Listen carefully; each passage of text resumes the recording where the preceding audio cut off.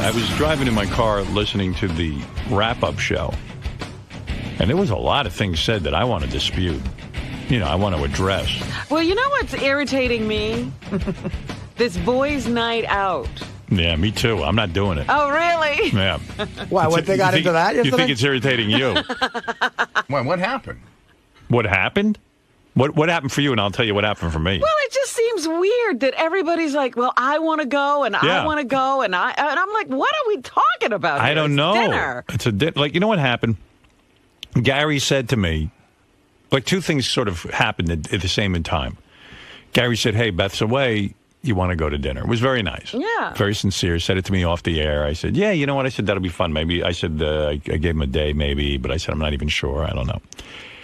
Simultaneously, Artie called me at home and left me a message, really sweet message saying, hey, I know you got some free time now with Beth away. Let's either go out to dinner or get a couple of guys to go to dinner. Dinner's on me, that kind of thing. Said dinner's on me 5 times. I don't know. It was very, it's on me, it's on me, it's on me.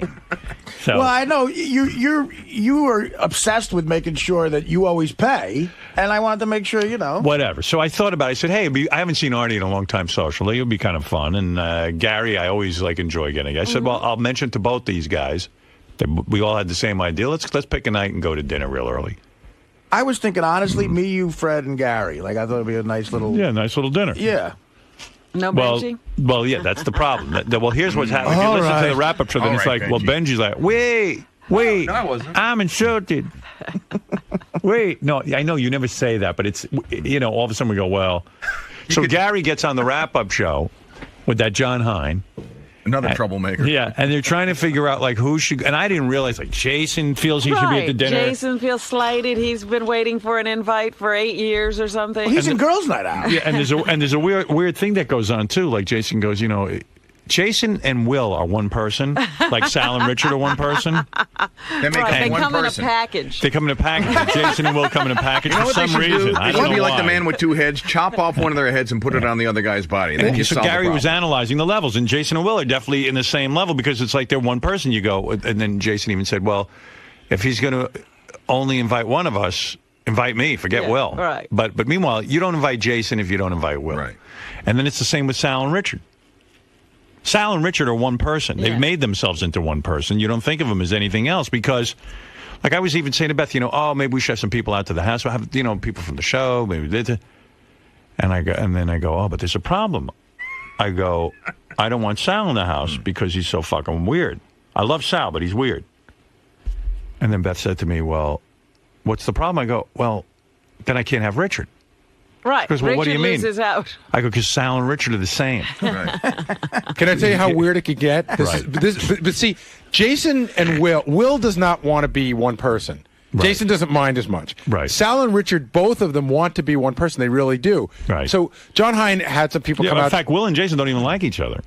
Well, Will doesn't- Jason likes Will more than Will likes Jason. Right, yeah, Will doesn't like Jason. Yeah, He likes him, it was but- a big shock when I found out Will doesn't like Jason. I didn't know either. Will likes It's a shock to Jason, Jason. but they became roommates sort of by convenience, not because they have a lot in common. Right. And then everybody thinks they're these great friends. Yeah, and that's Will's what like, I thought. Will's like, we're not great friends. I like them, but we're not like great friends. But let me tell you something. So John Hine had some people out to his house a couple of weekends ago. It was like me and a couple other people. So he drives Sal home every day, and he says, "Hey Sal, would you want to come by?" And Sal says to him, "Did you invite Richard?" And he goes, "No." And he goes, "Do you think you could invite Richard?" And John's like, that was just uncomfortable, not because he doesn't like Richard, but now Sal's dictating who, the guest list. Sal said, even on the wrap-up show, I can't go somewhere without Richard without telling him because I would feel too guilty. Yeah, I mean, these two assholes have become like husband and wife. They pee together. Yeah, I mean, it's ridiculous. Every time they walk to the coffee room together, you never see them apart. Yeah, I mean, it's sort of weird. So that's how this whole... And I was listening to this, and I said, forget going to dinner, because... It became a big thing. Hey, you know what's so crazy, too? I'll give you the A, B, and C. First of all, going to dinner with me is so not fun. I mean, Gary and Artie can tell you this. I mean... I go I've and always enjoyed it. Yeah, but I mean, it's not what you think it's going to be. But it's just. I actually. It's not even great. I enjoy going to dinner with you. Yeah. Because we get to talk about non-show stuff, which we don't do here. And we have a good time. But it is enjoyable. But it's nothing. It's not the panacea that everybody thinks it is. Now I got to look up panacea. And then, like, I get an email from Wayne Siegel because he obviously listens every day. He knows everything that goes on the show. So now he wants to be at the dinner? No, but he goes, hey, and he acts like he doesn't listen to the radio. He goes, hey, I know Beth's away. If there's going to be any kind of dinner or you want to get it together for a boys' night and I'm have around. dinner, he goes, I'm around. And then I'm like, well, how deep this is turning into a bar mitzvah? Right. I was like imagining the table now. Yeah. Now you need a separate room in the restaurant. And that's what because it's happens. a party. And really, there's nothing great about going to dinner with me. I'm such a fucking miserable bore. Listen, Howard, something casual. I hired Fleetwood Mac. Right, yeah. Let's bring in the dancing girls. Now, what's the B and the C? If the A is you're not fun, because I do think you. The B is wow. If I go to dinner with two guys, everyone gets so hurt and insulted. If Artie's did you hear the rap? Scott the engineer? I've never been invited to dinner with Howard. I've invited this guy to 50 different parties, but not with just but not just me at dinner. Well, the other never happened. And how does it get to where it's your pressure? You didn't do now any you inviting. have to do No, it. I know. It should be made of me or Well, that's Gary. what I was going to say. Now all these people are saying they want in. Artie's saying he's paying for the dinner. How are all these people inviting themselves? I'm honored that people want to go to dinner with me. I really am. But I have to tell you, no one ever was looking to go to dinner with me. You know what I mean? I mean, you weren't big man on campus. no. Nobody. You're like the homecoming me. queen now. That's the problem. I'm not comfortable being the homecoming queen. I see that. Yeah, I'm not. That's the one thing. Everybody doesn't hear you when you say that. I'm not the Everybody's homecoming thinking queen. selfishly. Well, I remember, Scott doesn't go to dinner with anyone. Why do you want to go to dinner with me? What is this? I didn't say that. They brought it up, and they said it's got invited, and I just said no. I mean, I said the truth. I didn't say I wanted to go to dinner. I never brought it up. And it was never like that. Well, Gary and Artie. You did say that you've never been. You brought up that you'd never been invited. Well, you guys were talking about it, and I just said, yeah, I've never been invited, but I didn't lobby to get invited to this party. And believe me, he's given up, like Gary said. I given up. You're gonna have a nice night with your wife at home. What do you need me for? Lobbying. First of all, it's not a party. I didn't throw a party. Well, dinner, whatever. But I didn't bring it up. I didn't complain about it. If it happens, it happens. If not, fuck it. I mean, who gives a shit I'll tell at this you how point? bad it is. When I had that party and Howard decided to get on the boat, so many people tried to dive on the boat. The boat almost You know what it looked like? I It got looked so like upset. Cubans escaping. Really? I went It to looked like a Robin's house. flotilla. Robin had this beautiful party, and I'm sitting there. I go, everyone's going on this boat. I gotta She's got go. a beautiful boat, too. I'm going to go on the boat. So I slip on the boat, get right in there. I'm with Robin. Next thing I know, I start to feel water in the boat because the boat was tipping down into the People ocean. were diving off the water. the deck People, as it was leaving. I mean, and it's embarrassing. You're a number rock one. And number star. two, and then when I'm on there, I feel pressure. Like, well, I should be doing something Right, with yeah, everybody. right. I just Yeah, want You to got to sit. make it a big event. entertain the boat. Yeah, it's crazy. But this has turned into just. Artie and I were both had the same thought. Like, okay, how is that doing? Let's go out to and dinner. I Now thought it's it would like be- the Last Supper. I know. So I shouldn't have said anything on the air. That was my mistake. I just thought it was. I don't know. It It said it applied. after the fact. Yeah. Because that's what happened. Can we bring up one other thing? Because I didn't make it. I should play those clips. But yeah. it didn't make it to the wrap-up show clips. Like Will and Jason were talking about how they did go to dinner with you once early on. Right when they first started working here, I told you, hey, these two guys do great work. I want you to meet them. Right. And now they're both lamenting the fact that they were really young. They had just started working here. They were completely starstruck by you. And it almost didn't feel like a dinner. And they'd like to get another shot, but they don't know if it's ever going to happen. Well, first of all, I don't that's even. why what started Jason's lobbying. He's lobbying before time runs out. I don't even remember that dinner. Cinderella. We went to Josephina's. Oh, did we? It was the four of us and Casey. Wow. Oh, there's a party. Oh my God. What the hell was going on Casey there? was building a computer at Yeah, right. I didn't realize Casey was going home praying to Satan. Oh. Drawing in After that blood in the Bible. Right. Let's see. I got a new King James version I'm going to bleed on. All right, here you go. Let me see if I should. I don't know. We've kind of actually explained everything that went on. I didn't hear this, though. I'm dying to hear what the... You want to You hear do this? the levels. You always want to hear the passion. Right. All right, here you go. I got an instant message from Jason that was like sort of ha ha ha. You know what I Oh, mean? But boy. it's like, Boy, he's like, Will and Jason, I would really like to go. And I said, but if he says no to Will, then just have me come. It was a joke. It was a joke. You sure it was like, if you can't get both of us, then get me in. So it was one of those jokes, but also asking to be included in the dinner. I got the impression that they would like to come. But for Jason, I got the impression he'd like to come no matter what. And I think I know Will well enough where Will would like to come if he were invited, but is not looking to come if he's not invited. That's just Will's personality. Will's like, I'd love to come, but like, I'm not gonna fucking beg you to go. So wait, are you saying Jason's looking to come even if he isn't invited? Yes. Did anybody else lobby besides Jason? Not so far. He was the first, and only. But he won't be the last. I can guarantee you he will not be the last. So Jason, you blatantly lobbied with an IM? Yeah, posing as a joke. No, I wasn't a joke. Oh, I thought it was. No, I was being dead serious. Level 1 is Howard, Robin, Fred, and Artie. I'm mostly in level 1, but sometimes I can be in level 2. Probably more level 1 now than I used to be, but there was a lot of times where it was those 4 guys in the studio. And then I just realized all the wrap-up clips you pick, it's just you talking, Gary. I don't pick them. Oh, you don't? No, John picks them. So you mostly talk, I guess. No, that's not true. I mean, just today it is, but it's not always at all. So rides level 1 and level 2. Benji's definitely in level 1 a lot, but certainly no lower than level 2.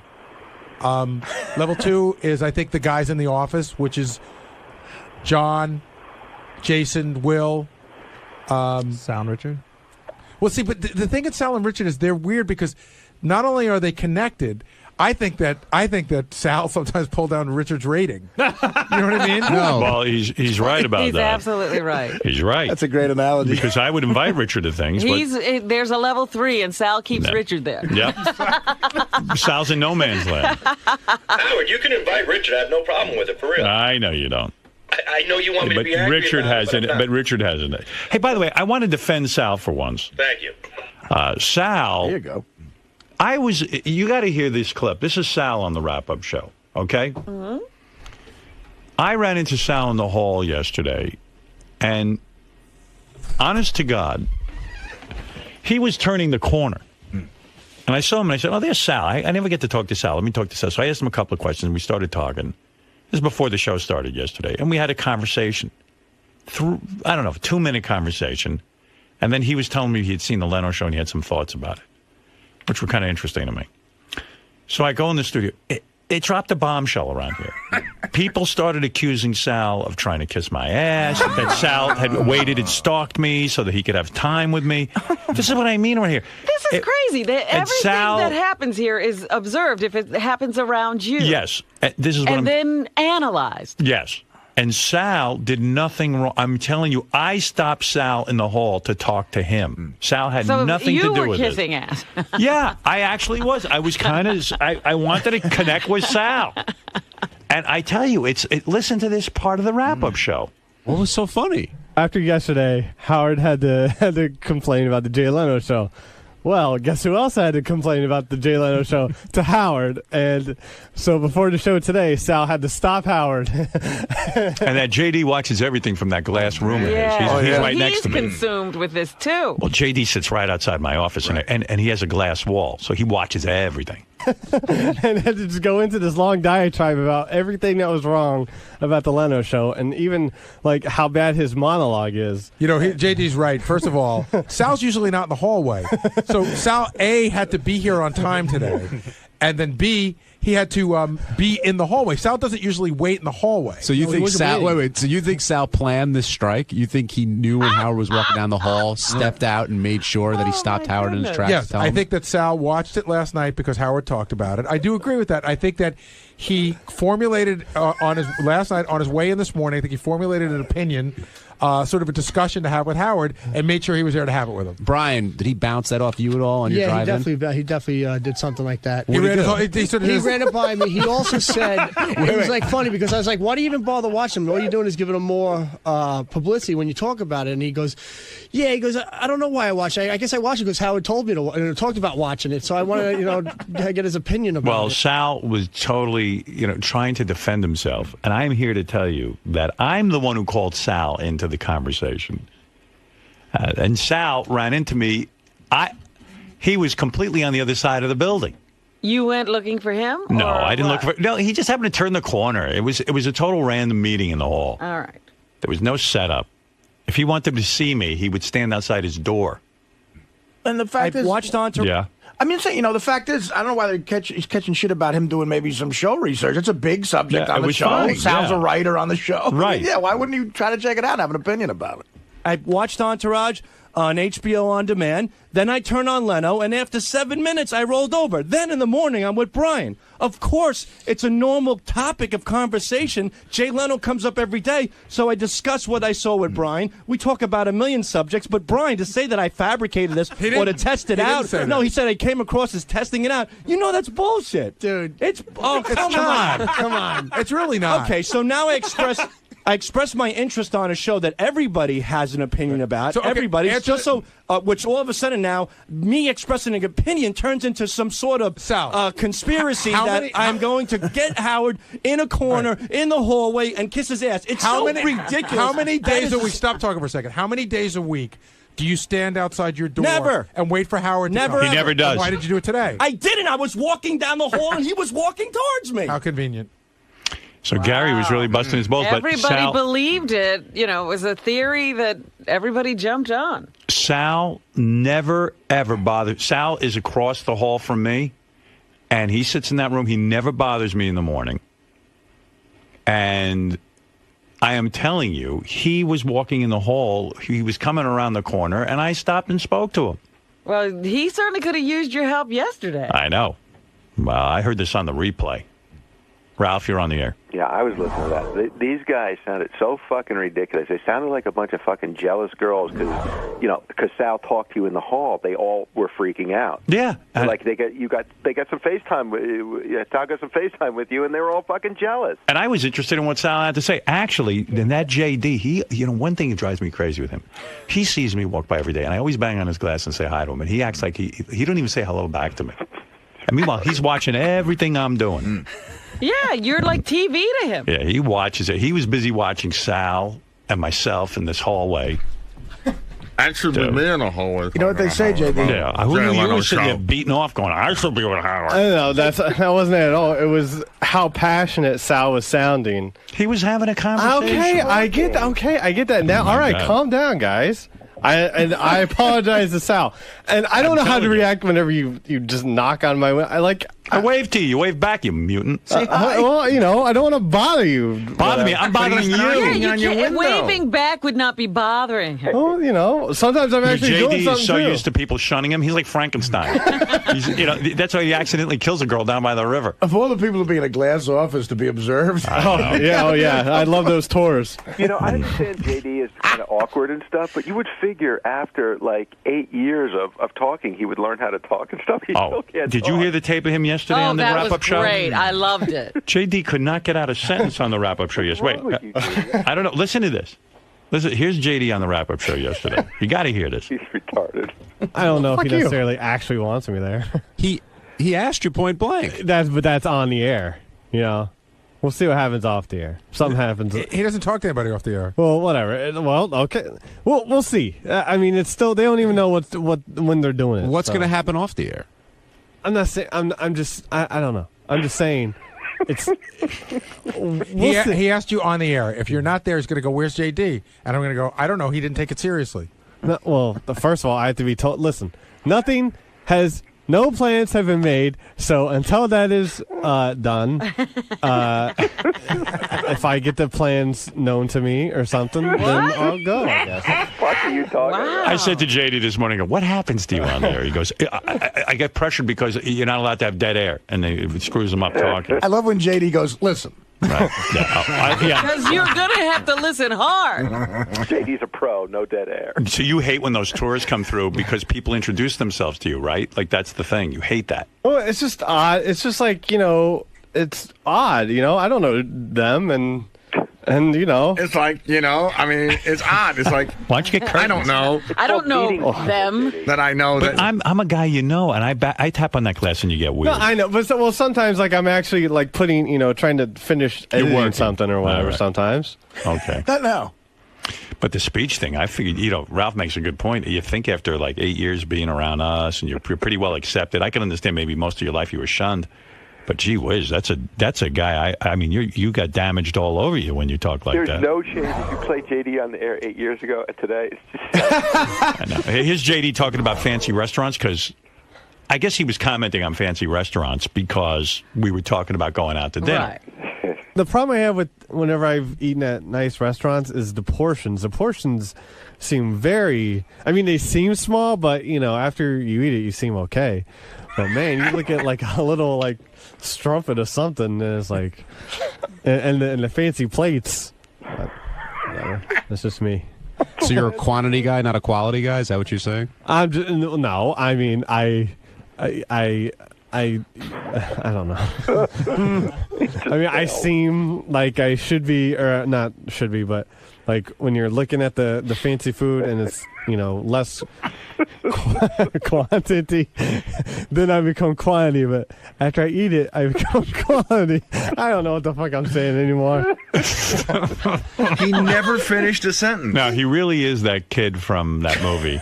Yeah, sometimes like at the end of my stand-up set, I'll bring JD on stage and I introduce him, and the crowd loves him. They love him, and then he goes to say something, and he goes, "What? I don't know."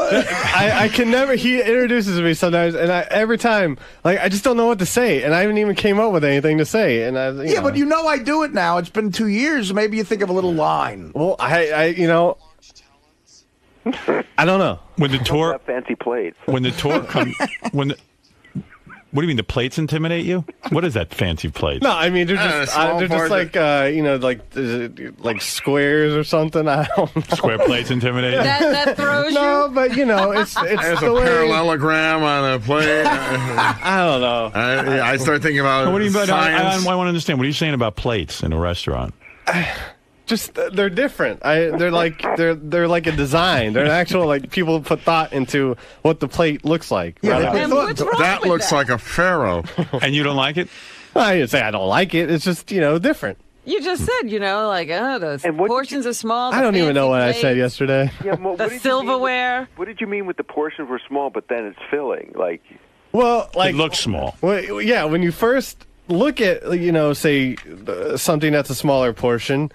It looks small, and it's like, how is this going to fill me? But then, after you eat it, you seem okay. I have portion anxiety. Do you think there are trick plates? Like the plates are so big that they make the portions look small?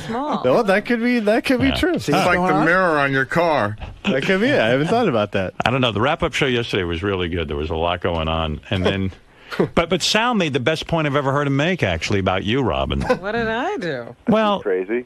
He was talking about. When you and I were sort of going at each other, and I was talking about how you want to be married, and you made this statement, and Sal actually really hit into something. What did I say? Sal, what'd you think of that whole exchange? Typical Robin. What do you mean? Way? She's an alien. I don't mean that in a the way you might be thinking.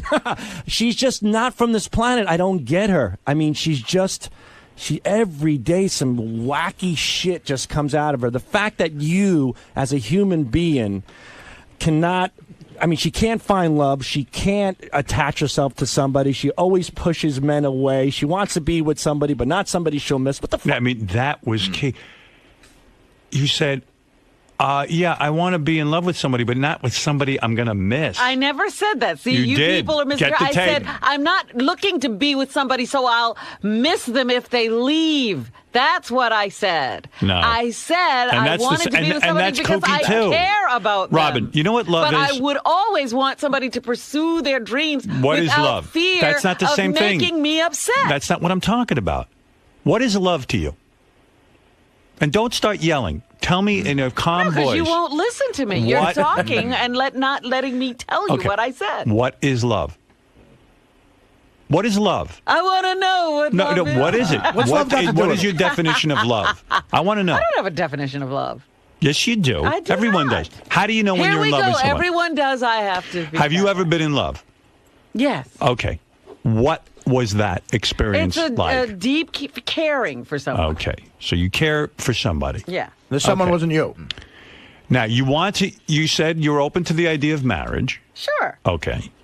So far, so good, right? Okay, we're All on the right. same page. Same on the same page. far, you've said what I've said. All right. I would assume if you marry someone, you would be in love with them. Am I correct? I would hope so, yes. Okay. Now, let me ask you a question. Do you think it would be unusual that if your husband, who you're madly in love with, went away for a month, that you would miss them? No. You think that? You think you would not miss them? I can still talk to them. It's not like they got on wow. You're the sick. Mayflower. You're psycho. And you can't ever talk to them ever You're again. lying. Oh, my Would you miss the person? And then I would also go see them. Let's say you couldn't. I would look forward to enjoying them in I didn't another ask you way. that. Would you miss them when they were, let's say they were gone for, like, I'm going to go visit Beth, but I'm not going to see her for 2 weeks. Do you think it's unusual that I make this statement, I would miss her for 2 weeks? Yes. The way you say it, because it's like I'm inconvenienced. I said I missed her. This is what it sounds like to me. Have you ever missed anyone? You're psychotic. You're uncontrollable now. Oh, okay. You've gone completely off the deep end. You know what it is, and I'm going to tell you what you. I have not gone off the deep end. Off the air. This is this been. character you've developed on the air. No, wait. Because off the air. You're an asshole. No. Because you don't You know developed who a character. I am. I don't. And you will continually misinterpret This is not the person I talk to off the air. And then tell You're being me a hard ass. Be yourself. I am Be not yourself. me. Be yourself. Oh, stop. You're developing a character here because I'm not a you want character. what? You can't be a woman. Being me. You can't be a sensitive woman on the air. I am as sensitive as they come. No, you're not. Yes, I am. I'm just not crazy. You mean want is it me embarrassing? To be crazy. Is it embarrassing to you to admit that you would miss a man? Be crazy. That's what you want. You want me to be miserable. You are crazy. And crazy. No, you're crazy. I happen you're not insane. to be a miserable You're not crazy. person. You're nuts. I don't look for reasons to be upset. You mean it would what about admitting that you might miss another human being is embarrassing to you? What does that say to you? How can you miss somebody these days? There's so many ways to communicate. Well, it's good that she can even make that statement because she doesn't even know who this guy is, and she can't say maybe I'd miss somebody. Because I guess she's never really missed anyone. No, I haven't. Have you ever been in love? Yes. With who? Mr. X? Mr. X, yeah. You didn't look like you were missing him. I'll give you that. I miss him. I was like, see ya. I don't think you've been in love. Hey, brush your hair. I loved him very much. You were in love with him? Yes. And was there a time where you wouldn't see him for a month? Probably not a month. 2 weeks? No, never that long. All right. Well, then I don't know. I mean, I don't know how to get this out of you, but I think there's nothing wrong with admitting you might miss someone. But you haven't had her gone for a month. You were having these issues. She hadn't even left yet. Yeah, because I miss her. But she was there. I was sad that she was leaving. Yes, that's true. That's love. Oh, please. That's ridiculousness. That's ridiculous. No, what do you think love ridiculous. is? I'm in touch with my feelings. You're not. You're not in You're touch fucking with off the wall. You're off the wall. You're crazy. Well, you're having you're feelings of missing a person while they're still there. No, I knew that I would miss her. But we how were did you know sad. that? She hadn't done it yet. Holy mackerel. But, Howard, you're the other way. Beth goes away for a night and you miss her. No. And this is what I'm saying. He's already experiencing something that hasn't happened. No. Listen, I'm a functioning... Now, you can tell me that is not crazy, and a lot of people will go along with you, but they're all crazy. Why are you worried about your cat dying, but your cat's not dead yet? Why are you worried about it? I wasn't worried about my cat dying. Yes, you are. I was worried about Why are you him worrying suffering. About it? Oh, come on. And wondering what how to do you do know about he's it, and suffering? having to make the decision to put him to sleep. No, that's not true. Yes, it was. I think you've lost it. And I think you're not in touch. Well, guess what? We're both of the same opinion about each other. Right. You've gone off the deep end now. You are a mess. I'm not a 34 on the narcissism scale. No, you're probably a 60 if you answer the questions right. And you're not jumping out of planes. That's right. That's insane. Oh, no, he's not jumping off the chair. He won't go out. Oh, my God. So if you decide to put your cat to sleep in a month, would you be sad? What? If you decide to put your cat to sleep in a month, will you be sad? If you tell me now in a month I have to put my cat to sleep, will you? That's different than being able to talk to Beth on the phone. But why be sad now? The cat's here. That's why be sad now? Because I'll never be able to be with him again. You will be with Beth again. You can talk to her every day. I see. Can't make out with a phone. Yeah. It's a big difference between somebody being with you and talking to them on the phone. No, there's a big difference Robin, in having this can feeling I tell you something? that you can't be attached to someone unless they're there. Why live together at all, then? There are some people who don't have to live together. There isn't a person listening to this conversation right now saying, look, what happened to Robin? Everybody's Do you understand? nuts doesn't make so it right. So you're the normal one. Just because everybody's Do you see the narcissism in that? Doesn't make it right. Everyone else, number two, everyone else is abnormal and you're normal. Has nothing to do with right. No, you're putting on an act. I don't even believe what you're saying. And I'm just telling you who I am. You don't want to know me. Mm-hmm. Oh, I know who you are, but this is not who you are. Okay, this is the character, I'm Robin. the person you have in your head, not the person I have in my head. You are a narcissist. And you agreeing with Sal, you really ought to question yourself. I agree with Sal. That right there should tell you something. Well, I agree with that. No, but I think I mean, if you care about someone, you could say to them, I'm going to miss you. I'm going to miss, you're going to miss them. No, not Robin. She only misses them. She doesn't even miss them when they're gone, and certainly would never miss them and say, gee, I'm going to miss you when you're gone. She misses her while she's here. No, I said, I'm going to miss you. That's the difference. You're already experiencing the missing. Ugh, I'm so upset she's leaving. Yeah, I like being with her. It depends on how much you let it affect you, but everyone can relate to saying, I'm going to miss somebody. Of course, what Robin is talking about is abnormal. The time that you're with Who said I wasn't enjoying? We had a great time. Oh, please. But that's not weird. Of course you would. You realize you're going to miss Beth. Look at who's talking. Listen, you're the only Bond. one. Robin, you're the only one who even I don't care enunciates if I'm the only this. one. I'm simply telling you who I am. Why do I have to be like everybody else for you? But listen, you've got a problem. You need to go back in therapy. I have a problem. This is tremendous narcissism. It really is. And you know what? I understand why you built up these defenses. Funny. You're so I know funny. it works for you. There's no defense here. Yep. You're very, very defensive. Right now, you're being very defensive. I'm trying to help you, and you're not allowing me in. Fred, what do you make of what Robin's saying? Don't even start with Fred. Fred will tell you the truth. Fred's a committed, successful. What difference does it make what the opinion I think Robin believes. I want you to understand that this sounds abnormal. I think Robin believes what she says, and I think her standpoint, I find it a little sad. I do. Me too. Because I think it's a form of protection. It's like you don't allow yourself to get She's very well protected. close to people. And I understand that. I've been that way myself sometimes. She's more covered than Lady Gaga. But I understand why she has that opinion. We've all been burned by the flame of love. Robin, I understand. And by the way, Sal, you're all codependent. That's what your problems are. I'll ignore that insult. But in that clip with Sal, they're insulting me, but you're going to ignore my Sal was being a kiss ass in that clip. In that clip right there, where he was attacking Robin, he was being a total kiss ass. To who? To you. Oh, really? Oh, yeah, absolutely. Robin he had really didn't have much of a discussion. He had to put Robin down. No, he's saying. Sal does that. Sal does that.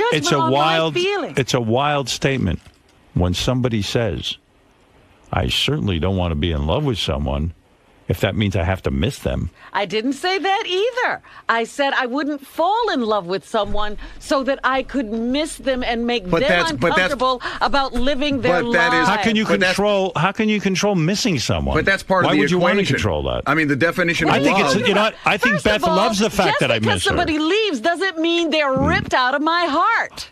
Listen, darling. But those are your words. That's not what's going on. That's not what's going on. Beth likes the fact that I miss her. Good for her and good for you. And so would you, and you would enjoy that too. I would not feel good about you feeling bad. That's not a bad feeling, missing someone. It's being human. That's part of love. That's called being a human being. For you, Fred. For anybody. If you go to a definition in the dictionary, love is part of an affection and an attraction. My life isn't falling. Miss them? My life isn't falling apart, Robin. It's just I miss her. That's it. No, it's not. I'm functioning very well. I'm having a great time. You didn't know if you could. I had a great day yesterday. Oh, sure you did. You were miserable. You're talking about being a human being, and you know what? I'm going to tell you something. The day a guy calls you, okay, I'm an alien, just like Sal said. If a guy called you up and said, "Robin, I haven't seen you in 2 weeks. I miss you," that would melt your heart. And stop saying. No, it's not. You're what so you full of say. shit. You say, "Oh, where's my wife? She's supposed to be here for me." Oh my goodness. That's not what I'm saying. I enjoy being with her. And wouldn't you be honored if a man called you you're up? taking what you said and what I'm reacting to and turning into this noble thing. Listen. That, wow, honey, I really miss you. I love you, and I'm sad for you. Please. That's all I'm going to say. Yeah, do you miss me when you don't see me? Do you think Not right now, I don't. Right now, I need to get away from you. You can't miss me. You can see me. I miss you right now. And you've never missed me.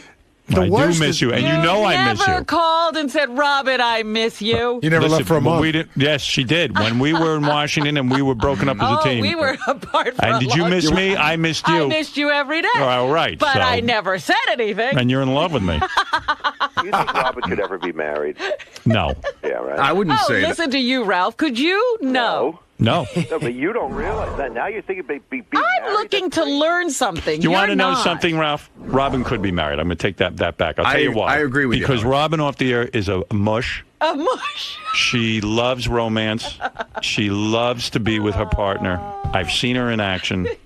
And the day that she meets the right guy. I certainly would enjoy another human being. Yes, sure. she would. I would enjoy it. And Robin needs a man who is going to miss her when he's not with her and really enjoy her and be with her. She's a lovely woman. If she found that perfect match, she would miss him as much as you miss him. Believe me. I'm certainly willing to find out. Yes. She wants to explore this side of herself. She's on guard. I'm just telling you what I know. You need eHarmony.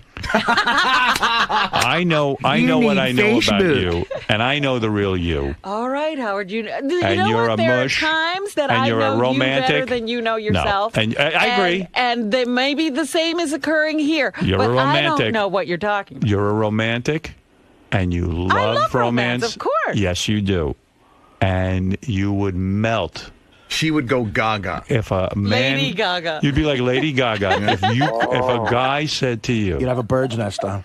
If a guy, you miss me. I'm wearing a mask. I'd be wearing a beehive. Robin, I had to go to Vegas or go to, I don't know, pick a place. Atlantic City for 2 months. Atlantic City? I don't know, wherever get the there. Cincinnati. And whatever it is, you had to work or whatever, and you were separate. Or he had to go to the Middle East. I don't know.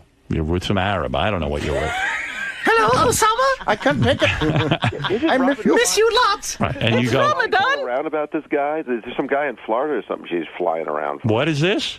Like, is there some guy in Florida or something? I don't know what Ralph is talking about. Yeah. Is that true? I think so. I think there's something. Robin? There was I a rumor. don't know what Ralph is talking about. I'm I don't not know of flying this. around to Florida. You are seeing a guy in Florida. No, I'm not. Well, what if this guy called you up and said, you know what, Robin? I miss you. This imaginary guy? Oh, I don't know. Who knows? Ralph seems to know something. I think over the summer there was. So you were in Florida a lot. I was not in Florida a lot. I was in Florida once. Were you seeing a man in Florida? I see lots of people in Florida. Were you seeing a romantic man in Florida? No. Okay, all right. I agree. I know you don't lie, so she's not. She's telling the truth. Are you dating Dan Marino? Ralph? She doesn't lie to me. Oh, no. No, she would always tell me the truth. She would even say, I prefer not to answer, but if she said she didn't have romance in Florida this summer, then she's telling the truth. What you think? Look, You think Robin would lie to me? You think she's Sandra Robin would lie to Bernhard? me? Sleep with Sandra Bernhard. Do you think Robin would lie to me? Robin, are you lying to me when... No, I'm not lying to All right, you. so you did not have sexual relations in Florida? No, I did not. Okay.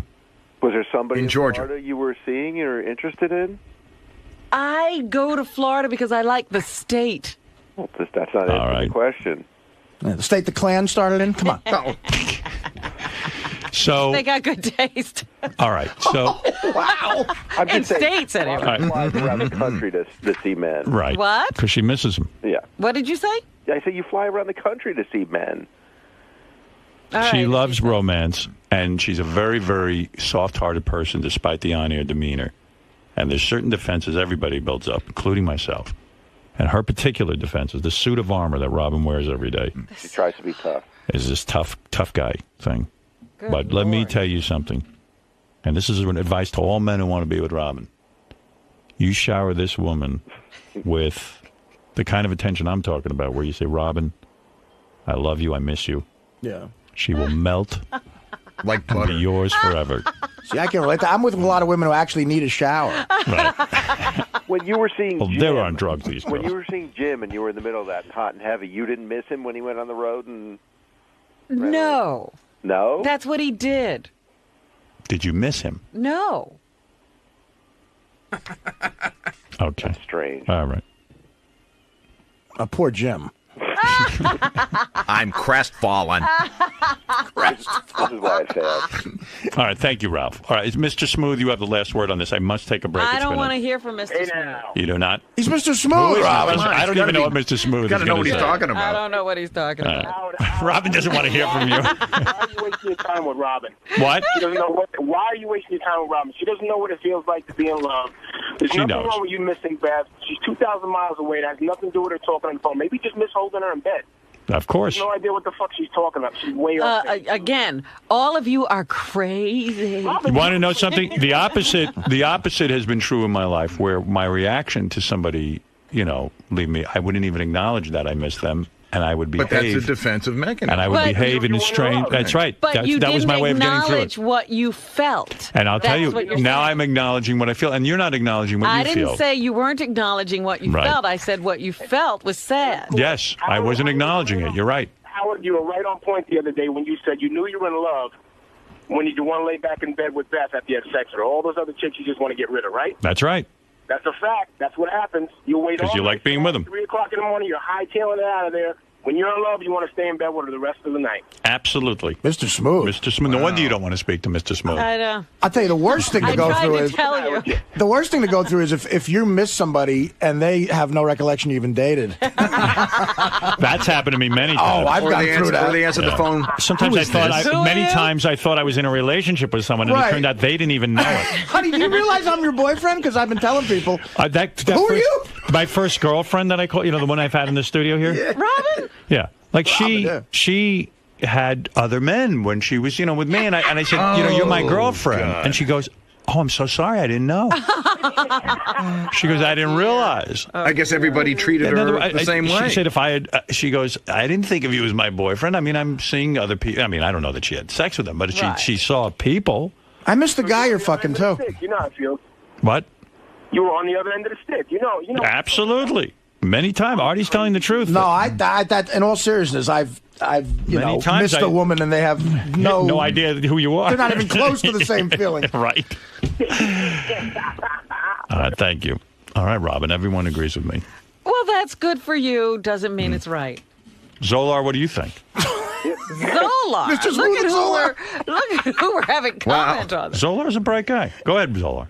Well, yeah, actually, I was thinking of it as, I kind of miss them, but I kind of anticipate, my girlfriend's return. I don't miss them. What I was going to call to say is I hate when, I'm about to go somewhere and do something for 2 weeks, for instance.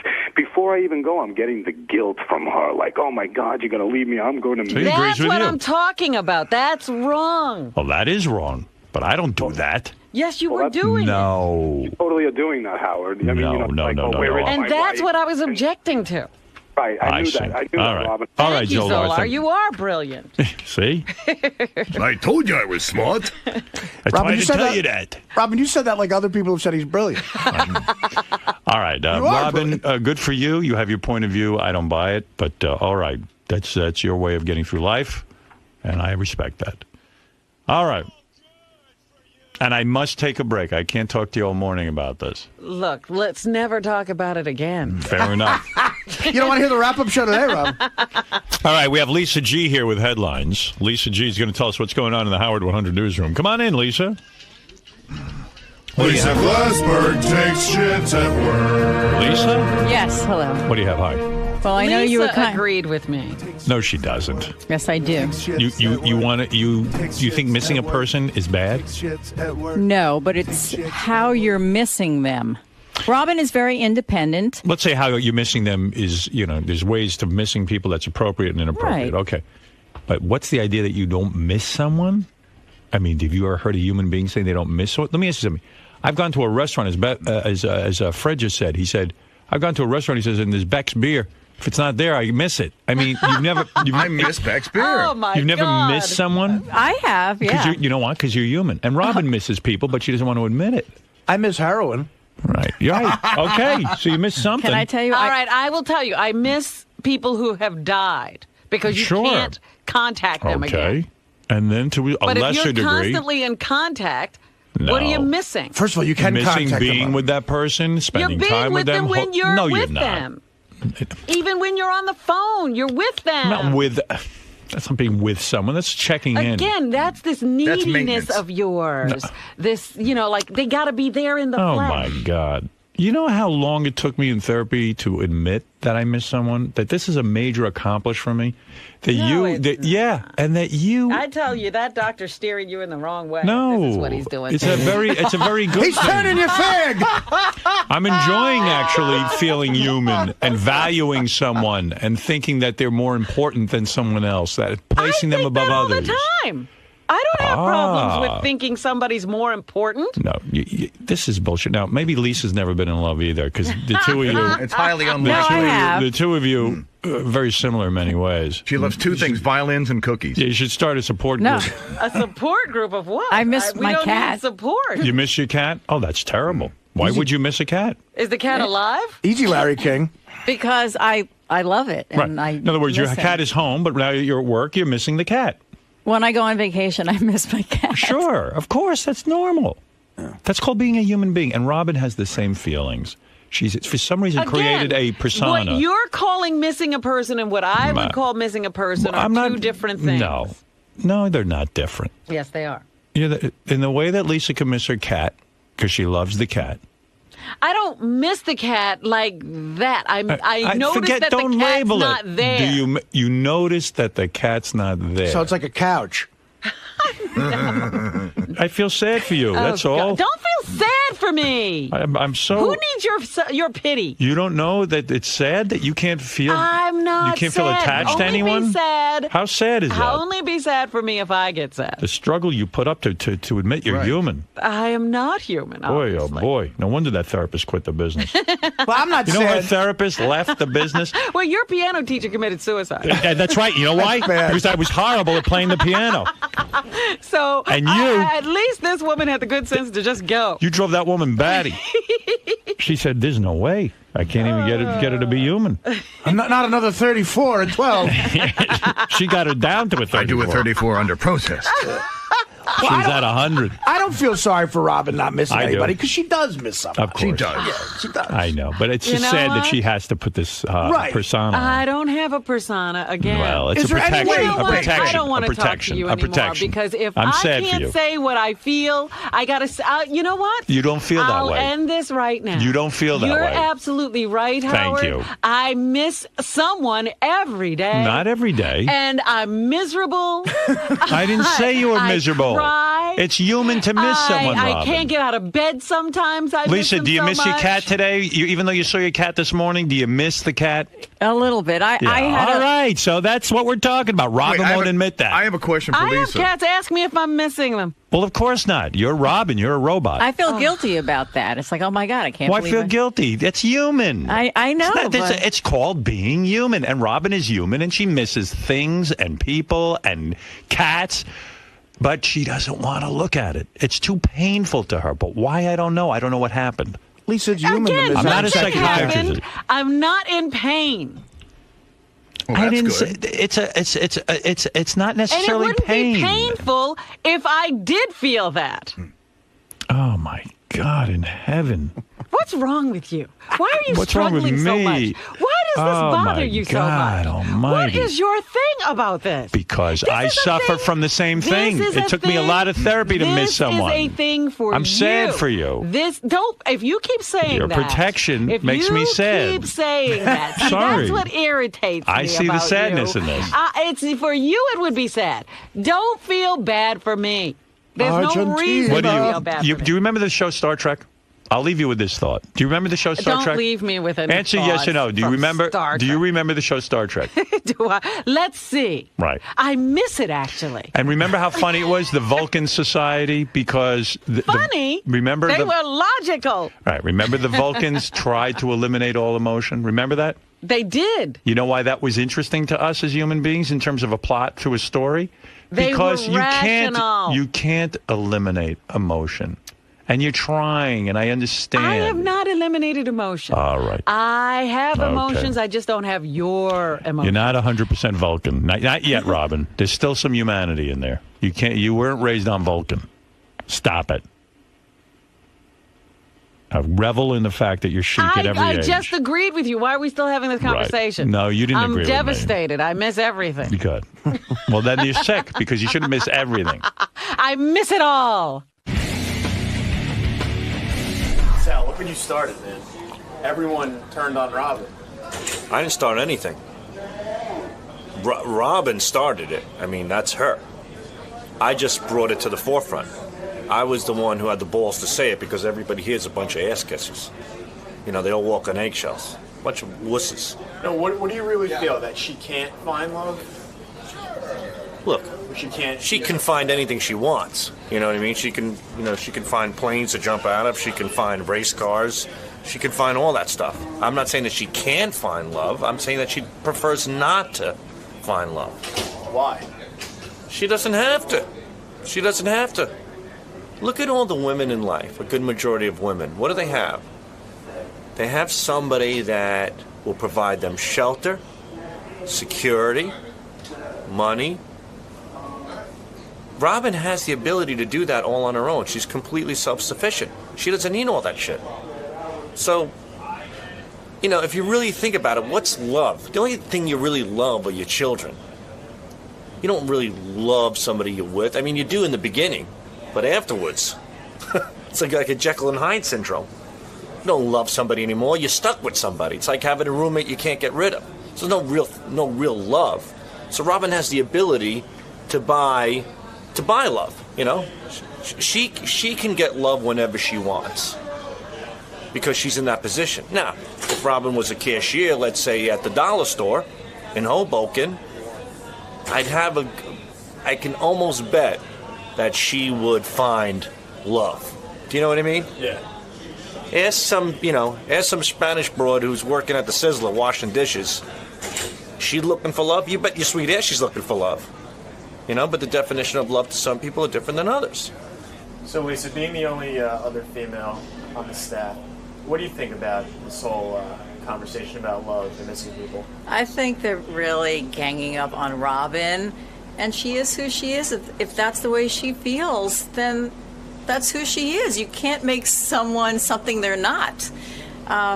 So that's, you know, I feel for her when everyone gangs up on her and goes, oh, you're not human, you're a Vulcan, you know, whatever. So she's been in love before, and no one can tell another person how to love someone. You have to do what's right for you. But do you agree with Howard and Fred and Artie about, you know, missing someone? Well, I know that's, well, I don't know if that means that you love or don't love someone if you do or don't miss a person, but I know with me, I'm very independent, so do I miss someone? Yeah, I would, but I wouldn't let it, ruin my day or my week. It's just like a little something you keep in your back pocket. I miss them. I wish I could see them, and that's it. I think maybe Robin was taking it to mean that, to the extreme, that if you miss someone, she's listening to Howard and going, oh my God, my whole week's ruined. I just think she's very independent, and she's okay by herself, and she's great with someone too. I think that's the best of both worlds, not to lose who you are. Do I miss things? Yes, I do. Like I was telling Howard, yeah, I miss my cat, and I always feel so silly because when I first adopted my cat, I went, okay, I have a cat, here's some food, see you later.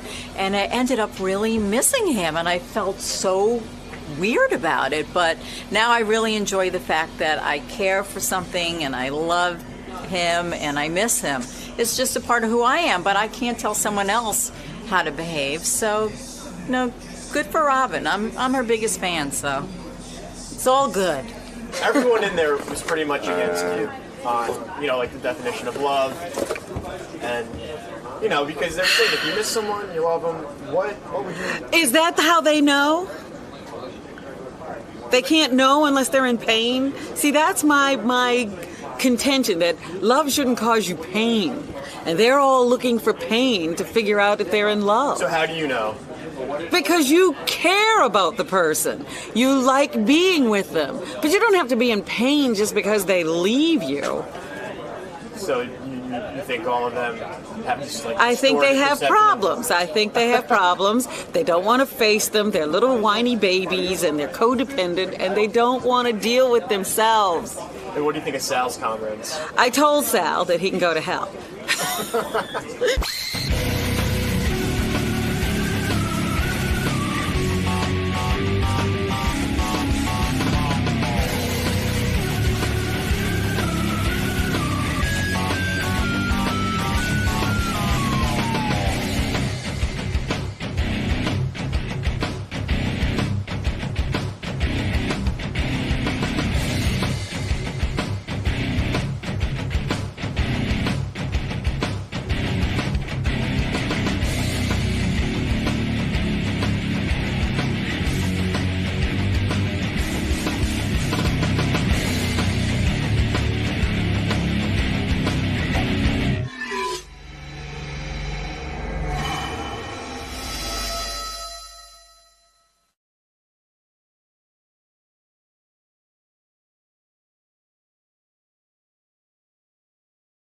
From America's Got Talent and the winner of Apprentice, the Celebrity Apprentice? I don't really, I was going to say to Gary, don't bring Piers Morgan in because I don't know who he is, but I have seen America's Got Talent. He's the British guy. He's like the Simon Cowell of that show. Right.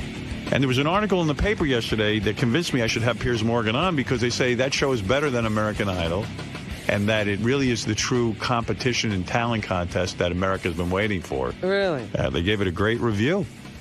People love it. America's been waiting for a true talent contest? According to the New York Post. I didn't realize. Piers Morgan.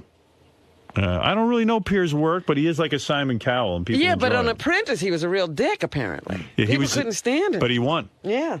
Donald Trump could stand him. Never heard of him. Yeah, he's a British guy like Simon Cowell, and he gives his opinions. Oh. Yeah, where else do you get a name like Piers? You know what? This country doesn't have a good track record with Brits who give opinions. Okay, I'm Piers Morgan, a judge on America's Got Talent, in question marks. Why am I here? Because it's a lifetime's ambition. I've spent the last 43 miserable years of my life waiting to go on the Howard Stern show. And I finally got the call. And I've met the Queen of England 4 times. I've met presidents. I've met Nelson Mandela. I've hung out with Tony Blair. This is it. This is the big one. I'm not nervous through fear. I'm just nervous through adrenaline, excitement. Biggest moment of my life. Hey, Piers. How you doing, man? Howard, how are you? Good to meet you. Good to see you. Pleasure. Hey, Piers. How are you? I heard you're opinionated. He's in better shape than I thought. Yeah, we heard you have a lot of opinions. A lot of opinions. Good to see you. I thought he was kind of a blubbery guy, but he's in good shape. I wasn't going to do this show, Howard, but people told me you're quite popular. I hadn't really heard of you, obviously. I did. Is it Howie Mandel, right? Howie Mandel. No, I wasn't sure, but... Because Simon Cowell must have mentioned to you. He's done the show a couple He told of times. me, he warned me, he said, don't do it in a million years, for God's sake. He'll rinse you to hell. But I said, you know what? I like Simon Cowell. I actually got Does along... Simon not like doing this show? He loves doing this show. My God, when I told him I was doing it, he was furious. The great thing about Simon Cowell was I had in all 3 judges once on the show, and I did the bit that they were deathly afraid of. I brought in a singer to audition for them, and I said, just evaluate this guy as a kid for my audience. And they were like, oh, he's horrible. He's awful. He could never have a career in the business. What they didn't know was this was a guy who had just sold how many records? Oh, God. 10 million? Something like that. Yeah, he had a huge hit. He had a huge hit going, and they were like, oh, and Simon was like, we oh. That's him. That's him. Well, the best story, you'll like this. The guy who won America's Got Talent last year, which I know you don't watch, but it was this big ventriloquist guy called Terry Fator. So Simon says, oh, ventriloquist's not going to make me any money. Gosh, forget it. Leaves him, right, to go off and fend for himself. Right. 2 weeks ago, he signed a $100 million deal at the Mirage in Vegas. Is that right? Biggest Vegas deal in 5 years. Yeah. Simon would not sign Simon him. doesn't get $1. It's one of the funniest stories of the year. $100 million. $100 million. Shows how much he knows. Why was the guy so good, the ventriloquist? Like, I love ventriloquism. Well, the twist he had was he does singing impressions himself, and then he does ventriloquism through the puppets. And 2 years ago, he brought them together and does singing impressions through the puppets. Right. So the puppets, like turtles, sing Dean Martin, but he's brilliant. And it's an amazing act, but Simon just never got this. To him, he wasn't a singer, he wasn't 19, it was never going to happen. He's a puppeteer. Fantastic, yeah. Yeah. And Simon could have signed him and actually participated in the $100 million deal. He could have had a big cut of that money. He would have been the manager, so to speak. Exactly. Yeah. Wow, no kidding. If he'd been a singer, Simon would be laughing all the way to the bank. But because how do you get a cool job like yours? I think your job is really terrific, that You could sit there every week. week. What were you doing before? Yeah. I was a tabloid newspaper editor for 11 years in England. Oh. Yeah, so I mean, you're a legitimate guy. You've been in the business, sort of. Yeah, I used to write crap about Simon, and he sort of admired my work, and eventually I got fired. I mean, you talk about the guy who's been fired from the baseball team. So you would write bad things about Simon? Of course. And so Simon sort of took you, co-opted you in a way, and brought you into his organization to shut you up. Yeah, his exact words were, I need somebody even more obnoxious than me to come and judge this show, America's Got Talent, and I can't think of anybody more vile than you. So do you want to start Monday? I said, where is it? He said, Hollywood. I said, get me out there. What are the kinds of things you would write about Simon Cowell? I mean, you found him to be grating and obnoxious? Yes. Yes. And you would write that. And now that he is your boss, in a sense... Now I've had a dramatic sea change of opinion. I think he's a handsome and powerful man. So everyone can be bought off. The worst thing about him is that we went to, you'll know this place, Stringfellows in London, right? It's like the Scores of London. Right. It's about a year ago. This sums up my relationship with Simon. So we go in, and all these girls gravitate to Simon, these lap dancers, like a sort of, like the ultimate babe magnet. Well, and he's a rich guy. Right, so I'm sitting there on my own. He's there, worth 150 million, blondes everywhere with pneumatic breasts. And I end up with one lap dancer comes to me who's Polish and wants to read me weird Eastern European poetry. And it just about summed it up. I look at Cowell, he's got 17 blondes crawling all over him. I get the Polish lap dancer who wants to read poetry. But now with the success of the show, you know, you certainly must be getting some. You divorced your wife recently, right? I did. Right. You got successful. Is that part of the success model? I think it was successful for her, she'd say, yeah. Did you have to give up half of your money? More. Really? More than half. Did that just break you? Never get divorced in England, Howard. What are you worth that you had to give up half? More than half less than I used to be. so you're a millionaire, right? Pardon? Are you a millionaire? Dollars or pounds? Pounds. Yes. I was both. I was only playing with it. You know, the thing is, though, as the editor of a newspaper, you don't get paid a lot of money. So I imagine with this TV show, you must be getting paid something. Yeah, I used to get paid. You get paid pretty well as an editor, but it's nowhere near as much fun. I mean, God, the idea that I now roll around America just abusing people and get paid for it's fantastic. It is fantastic. So and to be on the game show, you don't really have to sit there and find the talent or do all the work. You just sit there and judge, and then your day is over, right? Yeah, the only thing is you do need eventually, through all the train wrecks, to find something that is apparent talent. And I must say, the premiere last night was pretty good. I mean, we found 3 acts that I would say, you know, people talk about the success of it and why it's different to Idol.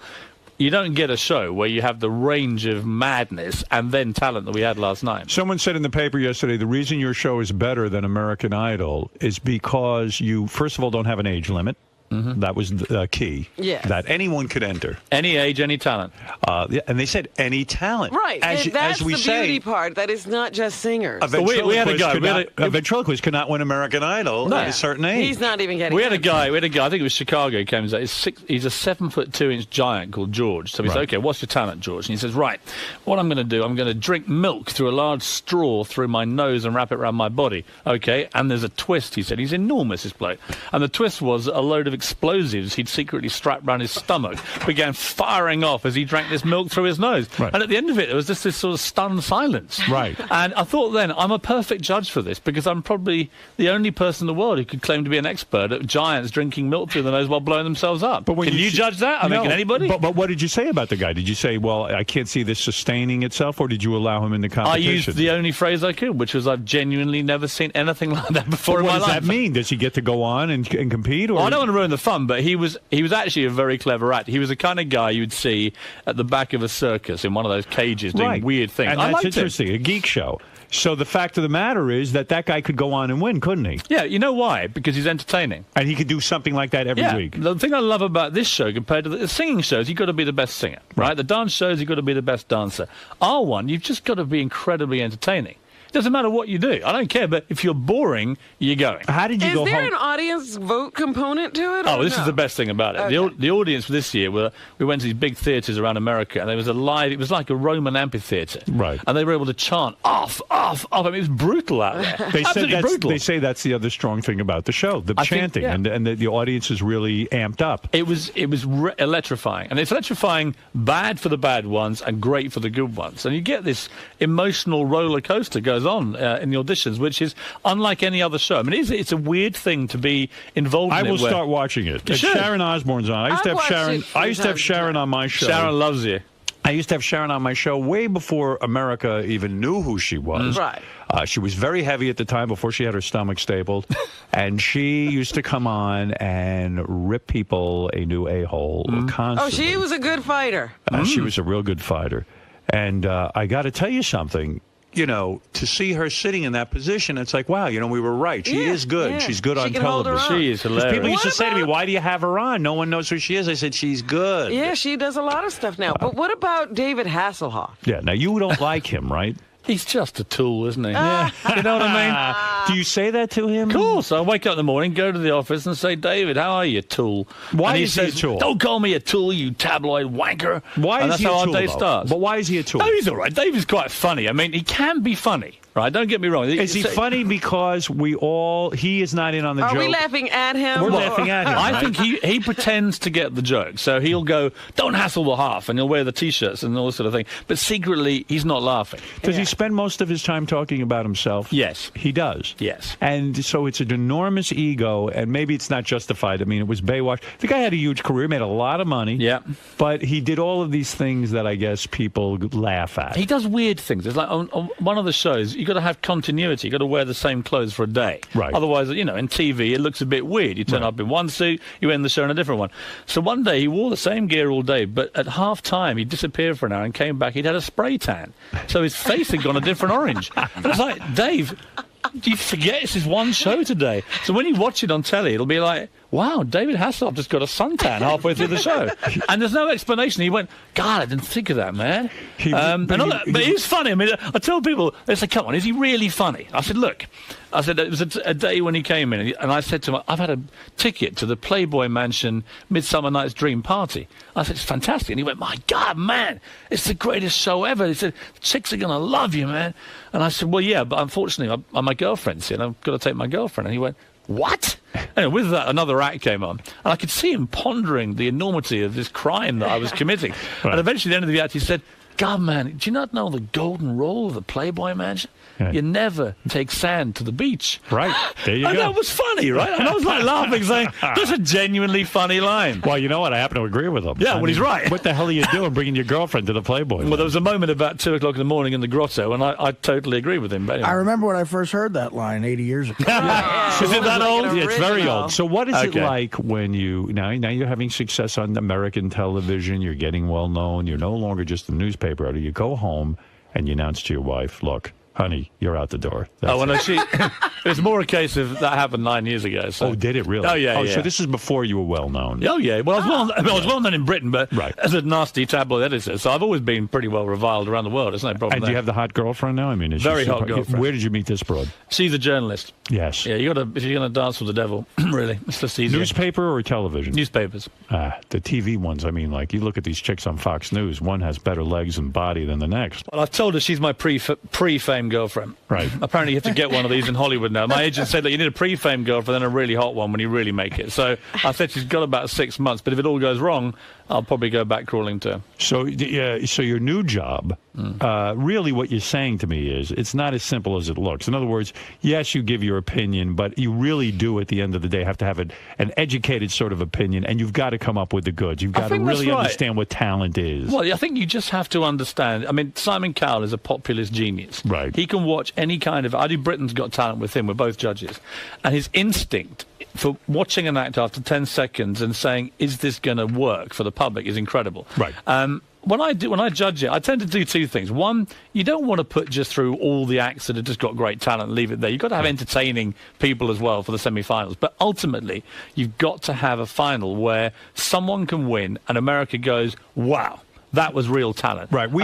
We had a judge once. Remember when we did our film festival and we had a judge and we had to give our opinions and stuff like that? Yes, and I found it very difficult, actually. It really is, because you do feel the pressure. Like, what if I'm wrong? What if I really don't know? I mean, I think American judges, from my experience of watching them and working with them, David and Sharon, I'm sure David in particular, but he doesn't like getting booed by the audience. He doesn't like being critical. And I get that. Americans are basically nicer people than Brits. The reason we all get farmed out here on this evil Brit judge factory is because we are more comfortable with saying to people, that was terrible. You know, because we're just It's a hard thing to do, to say to someone, you really have no talent. Yeah, but I think it's a fairer thing to do. The worst thing to me is to say to someone who's terrible, hey, you were really good, you got potential. They Because go then away they and say, waste their lives chasing living a dream they living can't a have. dream.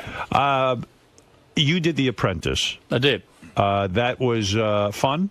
That was a month on the streets of New York. Why with did everyone a hate bunch of D-list wackos? It was great. Yeah, but why did everyone hate you? People were threatening to quit the show because they couldn't stand to Well, be with the only you. ones who wanted to quit the show because of me were the New Yorkers, and I thought they were a disgrace to their city. Who was a New Yorker? Stephen Baldwin. I mean, he spent half the time lecturing me about God, and then the other half he'd be saying, God, man, when I was a Hellraiser, I had 10 hookers in Vegas. I was like, well, make your mind that way. Yeah, right. Which side of the fence are you going to dance, Steve? He wanted you to know he once had a life. Yeah, and then Vinny Pastore morphed into Don Corleone, and every 2 minutes he'd go, you better watch your back next time you're in New York. And I said, eventually I said, you are not Don Corleone, right? That's you're a Vinny character. Pastore, all right? You're a soprano by day, but by night you're just So blown. you're saying that Vinny Pastore now thinks he's a real soprano. Yes. And you're saying that Stephen Baldwin's religion is... I think he had complex issues about which side of the fence he wanted to Do you think dance. he's really religious, or is this a shtick to get him some attention? I wouldn't question his integrity I in would. the religion. Why don't we? You're right. I think he probably is. Yeah, I think it's a load of why are horse you going shit. to be nice now? I think he wants to be. I think he wakes up on a Sunday morning, he turns on his telly, and he sees these guys going blah blah blah and making millions, and he thinks he wants a piece of the action. It's my honest view. You have said that being on The Apprentice, that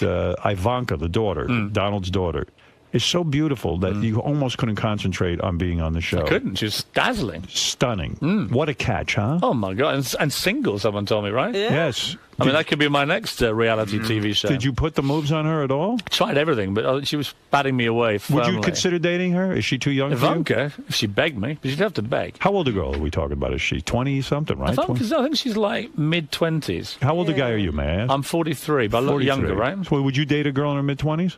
I have dated a girl in my mid-20s. You have no problem with that? Absolutely none at all. Right. So how low will you go? Will you go to 18 years old? 22. 22 is your cutoff. And Ivanka fits the bill. Absolutely. What a catch that is, She would be. I mean, good-looking, money, the Donald whole at the deal. wedding. Smart. And she's listening.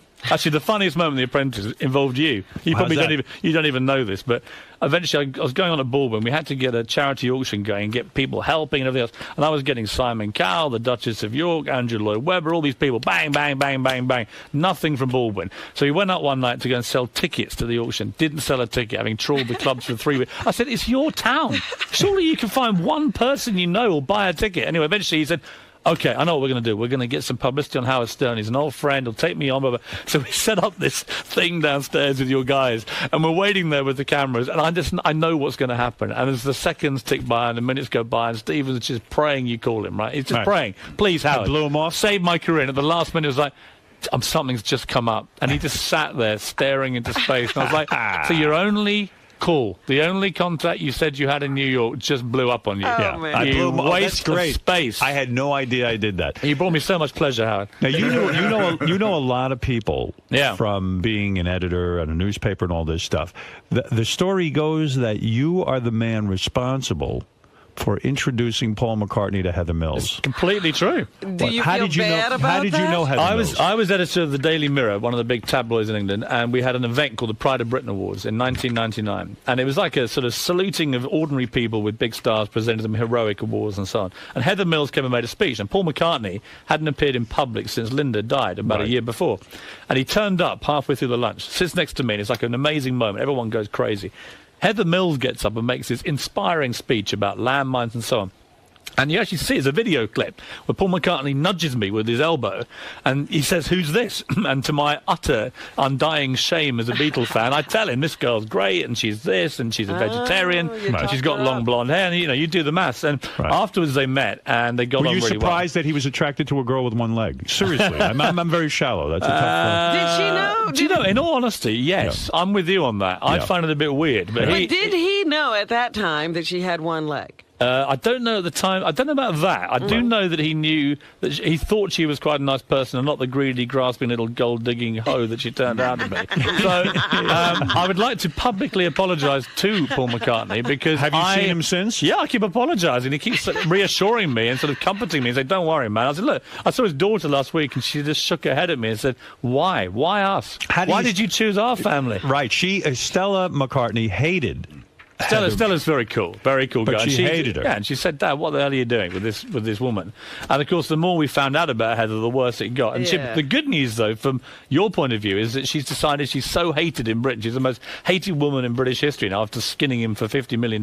Right. She's coming to America where she says, quotes, "They love me over there." So congratulations, New York. You're getting Heather Mills. So you were duped in a sense. You were not a good judge of her. Do you know what? I was taken in like he was, and she was very, very good at that. She would make out she was this great charity fundraiser, and she was an honest woman. But in the end, how soon did you realize it was a big mistake? How long did it take you? I think it was when they got married. Even then, it seemed okay. But there was. I was getting feedback from people who know Paul McCartney saying that she was getting very irritated that all the attention was going to Paul when they went out. Right. That's what I. And it was like, and eventually it was quite funny when the divorce papers came out. And you saw just how she was trying to get like 500 million or something. It was ridiculous. Right. So I wrote this piece in my newspaper column in England, just tearing into this gold digger. And at the end of it, it published, and she rang me, and she went screaming, "What have you done?" I was a screaming banshee, and she said, "God!" And then eventually she stopped in mid-thing, because I said, "Well, I'm not putting up with you talking to me like this." I said, "You're just a greedy gold digger," and that's the end of it. And she said, "What?" And eventually she calmed down, and she said, I know what it is." And that Geordie voice of it. "I know what it is. You're a Paul fan, aren't you? And I sort of paused and I said, "Well, Heather, you know what it's like?" So on the one hand, we got a guy who wrote Yesterday, Hey Jude and the Beatles. On the other hand, we have you, a gold-digging little bimbo, trying to skim him for all the profits of Hey Jude. It's not a difficult one, is it, love? Right. What? Bang! Boom! And that was it. That was the end of it. End of a beautiful relationship. So was the divorce her plan all along, do you think? It would be very cynical to think, but let's just say she's got a bit of form for taking old men to the cleaners, Howard. And how did you become so friendly with Paul McCartney? I was just a big Beatles fan, and we used to do stuff with him on the Daily Mirror. And Daily Mirror is sort of working class Labour, left-wing paper in Britain, and it was very much his kind of roots from Liverpool. So he liked the paper and he became friendly with you. Yeah, and you can ring him up anytime. He's that much. Well, I wouldn't say that, but I mean, if I meet him, apart from apologising consistently, which I do, because he says to me, "Thanks, pal, you cost me $58 million." You know? You're a very expensive friend. You should chip in a bit. What? Also, you mentioned that when you were a newspaper editor, you interviewed George Michael, the famous George Michael, and he confessed to you that he had sex with more than 500 men in the last 7 years. You know, it wasn't an interview. I went to a dinner party. And I've been told you can be quite indiscreet. Anyway, it's about 3-4 years ago, and we sit there. There's about 8 of us, and bear in mind that I was there, and so was the editor of The Sun, who's another outrageous tabloid in Britain. You'd think he'd just show a little bit of discretion. Anyway, a few bottles of wine later, suddenly he just unburdens himself, and it's like he'd slept with 500 guys in the previous 7 years. What's his thing? He likes it in the behind, or he likes anal, or what is his thing? I think his thing is Hampstead Heath on a Friday night at midnight. Anything goes, Howard. So if you're in London, if you want to go to Hampstead Heath, you know what you're going to get. George Michael, very, very hot under the collar, right? But it was like that. He was being blackmailed by a male French hooker. He then began to name all the famous celebrities, some of whom were heterosexual to the public, who'd slept with his boyfriend. So by now we're like, what? Wow. He's telling this to you, who is a tabloid reporter. Yeah, and afterwards, of course, I obviously put it all in my book, and he was like, "How could you be so indiscreet?" I was like, "George, you invite 2 tabloid editors to your dinner party. You then tell us you slept with 500 guys. What do you think we're going to do? It's like putting a big lion into a cage and chucking it some raw meat, you know?" But people continually invite you to these dinner parties. They do. And yet you can be obnoxious at the dinner party. For example, you were invited to Madonna and Guy Ritchie's home, and you said to Guy Ritchie, "Hey, you used to be a bartender. Go get me a drink." Well, he was a bartender. He was my yes. bartender. I live in a place called Wandsworth in South London. The Guy Ritchie I knew used to be the deputy. He wasn't even the head barman. He was the deputy head barman of a place called Joe's Brasserie. And I used to go in there and click my fingers, and this Guy would run off and get me my beer. Next time I see him, unbelievably, he's standing next to Madonna. And I was like, what? So I go to a guy called Marco Pierre White. He's a famous chef, right? He's doing a show at the moment for NBC. And great guy. I saw him last night. Marco had a 40th birthday party in which he invited 40 guests. Right. And 2 of them are Madonna and Guy Ritchie. So I've had a few drinks by now, and I'm thinking, well, could be quite funny. So there's Madonna, grim-faced, not drinking, doing a bit of Kabbalah and aerobics, the usual kind of crap. As she does all her stuff, she walks past, and there's already been... She's in a bad mood because there was an outrageous comedian called Bernard Manning. Yeah. Remember Bernard Manning? Not really. I mean, the most offensive, racist, sexist pig you'd met in your life. And he'd done his half-hour turn, and I remember because Madonna had this cap on, like a racing cap. And after about 20 minutes, she obviously wasn't laughing. Guy Ritchie was laughing. She wasn't laughing at all. And he just looked down at her and he went, "You're right, love." He didn't know who the hell she was. And he went, "You know what you look like?" And there's a famous jockey in England called Lester Piggott, right? Famous jockey. And she went, "You look like fucking Lester Piggott's sister." Like this. And Madonna just sat there in this cloth cap, dying of death, and everyone was howling at her. So she was already in a bad mood. So as they got up to walk around, I just said, "Hey, Guy, for old time's sake, mate, get the beers in, can you?" And he was laughing. She was incandescent. I mean, wow. You find her attractive? Not at all, mate. Not a good-looking woman. I mean, never has been. You don't like her. And you know what? 50 years old. Put the clothes back on, love. Yeah? Is Guy Ritchie a... He's all right. He's a cool guy. A good guy. I like him. Do you think he's in the marriage because he's in love with Madonna, or is he a guy who wants to... I think you'd have to be in love to stay in there that long. I mean, I like Guy Ritchie. He's a good bloke. I just find her it's just demeaning to be doing it at 50. Put the clothes back on. Let your kids do it. You know what I mean? That's right. She's too old for that. Yeah. Did you put the guys that George Michael outed in your book? Well, I couldn't put them all in because some of them it would have been a bit of a surprise to their wives. Who'd you put in there? Who did we put in there? I think I better be careful here. I mean, did you get sued over the book? No, because I was careful about Are there different laws here and there? Has your book been published here? I just don't think it'd be wise for me to start rattling off the names of famous Hollywood men who are married. Only the ones that are in your book. Yeah, I'm just trying to think who we put in there. Maybe you better be careful. I think I better be careful. Let's put it this way, Howard. I'm happy to name them. That's great stuff. Well, Piers, you're doing well. Let's face it. Piers Morgan is on America's Got Talent Tuesday nights at 9 o'clock on NBC. You're clearly in the zone. I mean, it sounds like you're becoming America's favorite. I don't like that. Say that again. America's favorite. Thank you, Howard. Piers Morgan, I'm happy to meet you. Can I say I've met everyone, right? Nelson Mandela, the Queen of England, Tony Blair, Arnold Schwarzenegger. When they told me Howard Stern wanted me on his show, greatest moment of my career. Oh, isn't that Kid great? you not. Thank you. Read your book, watched the movie, listened to your shows back in England. Thank you. This is the career highlight. And how? And where are you living now? I live in London and then LA most of the time doing the talent show. And you got a big house? I mean, you must have a big spread, right? Of course. Unbelievable. Getting bigger by the year, Hab. And when I get one as big as yours, I'll be dying a happy man. And you've had sex with 2 women at the same time? No. Not yet. No, but I'm hoping if I hang out with you a bit, I might get a bit nearer that. You're a judge. How are you in the sack? Very, very, very good. I asked Lennox Lewis that question because Lennox was on The Celebrity Apprentice, and I do interviews for GQ magazine, and I always say to everybody, "Are you good in bed?" Right? It's just a great question because whatever they say, Lennox Lewis, the boxer, and Lennox just went, "No." I looked forward. I went, "You don't argue with Lennox." And he went, "No." And there was a long pause, and he went, "I'm great." What makes a man great in bed? Stamina, willpower, selflessness. Forget all that. You just got to be hung like a donkey, right? Are you hung like a donkey? Absolutely. Really? Yes. How many inches? How many are you? You want the honest truth? Yeah. Robin, what was I? I was just about 6 inches. Just under 6, right? Just How many? Under. Just about 6 inches. Oh, I'm bigger than you. That's all that matters. Really? If I die, I want my epitaph to say, hung better than Howard Stern. That'd be fine for me. Ever urinate on a woman? No. Never? Never. What's the weirdest thing you ever did? I had that conversation earlier. Not happy about that. What is very uncomfortable. Drinking a cup of coffee at 8 in the morning. I don't want to hear that kind of filth, Howard. What is the weirdest thing you ever did with a woman? I don't really do weird things. Was your buttocks ever eaten by a woman? Tongue right we up always have the impression that the British are kinky. We're not that kinky. I suspect Simon's kinkier than me. Is it true that Lennox Lewis is a great chess player? He's a fantastic chess player. Are you a fantastic chess player? I thought I was. We played chess every day on The Apprentice to while away the boring hours when Vinnie Pastore was dying of a heart attack and Stephen Baldwin was telling us about hookers in Vegas and then preaching to us. And we played chess every day. We played 39 games. Chess is a big game in England. And I love chess. I was my school chess champion. Played it all my life. What is your rating? Well, I don't know what rating is here. We don't really do it that way where we are. But I'm not bad at chess. Right.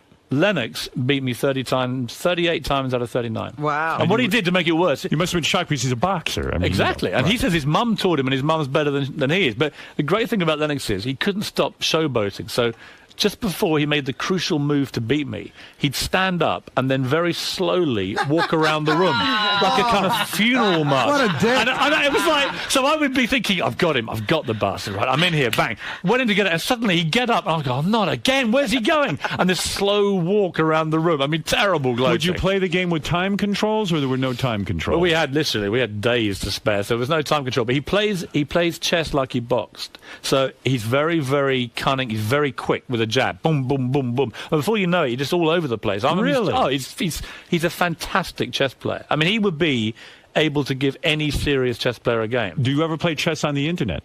I'm going to start playing with him on the internet because he lives mainly in Jamaica now. I see. But he's terrific. Okay, I won't get too into the chess thing, but I'm always curious because Howard, you should play You should play Piers. I would love to play Piers. I would love to play. You should have your own internet league. You play chess? I do. We should have a game. I enjoy the game. I think we should get Lennox in because he's brilliant. Well, we will have a little round robin. Let's get Lennox. Next time he's in New York, let's get it on. Let's have the Howard Stern Chess Championship. Let's go, man. Come on. We'll get Heather Mills. Yeah, we'll get George Michael. All right. That way we're going to get loads of stories, and she's going to skim us for our money. Perfect. Well, I've never actually played someone of regular intelligence. I only play retarded people in chess. Yeah. And I always win. But you'll do well with me. As long as someone has a low IQ. Let me ask Pierce something. Do you think it takes away from the fun to play on the internet? Because Howard doesn't play with a board ever, right? Well, I would like to. First of all, in America, you can't find anyone to play on a board. So I go on this ICC, the Internet Chess Club. Yeah, I know it's it. a worldwide thing, and you go on and you play different people. I would love to play somebody in person. Go down to Washington Square Park. Well, the trouble is, if you don't play with a real board, you can't chuck everything everywhere when you lose, which is quite a pleasure sometimes. I think, isn't it? It is. Yes. Do you get embarrassed when Lennox Lewis beats you 32 times? Oh, my God, it was humiliating. But I thought I may as well write about this. I wrote about being beaten by Lennox at chess, and it was like, it was funny. Some people were like, well, don't be so surprised. Not all boxers are thick. Lennox is one of the sharpest guys I've ever met, and that's why he, in the end, I mean, it's interesting. Walking around New York with Lennox Lewis, because I've loved boxing all my life. And I've forgotten, obviously, he knocked out Mike Tyson. And this was the big New York hero. And it was the biggest reaction to any human being I've walked with, ever. It was incredible. And the respect for the guy, because he only got knocked out twice, Lennox Lewis. And both times he said to me, I went back and I beat those people. Right. And that was very important to him. So he beat everybody there was to beat. And it was this chess mind all the time, always 3 moves ahead. Great guy. The other great guy who I heard you do on here was Tito Ortiz. Yes. What a charming guy he was. Again, much smarter than you'd think. Yes. And he's got Jenna Jameson. Yes, he does. And who knows what goes on there. Well, let me tell you. Here's a couple of people want to say hi to Piers. And then, Jeff the Drunk, go ahead quickly. Oh, geez. Yeah, hi, Piers. Hey, Jeff. I was watching the show last night. The opera singer was awesome. He was fantastic, wasn't he? You're saying someone who sings the opera was good? It was better than that. It's a guy who, by day, sells insurance, this guy, Neil, right? And then he just ripped into Nessun Dorma by Pavarotti. It was awesome. Nessun Dorma by Pavarotti is my favorite. I can't believe Jeff the Drunk knows this kind of music.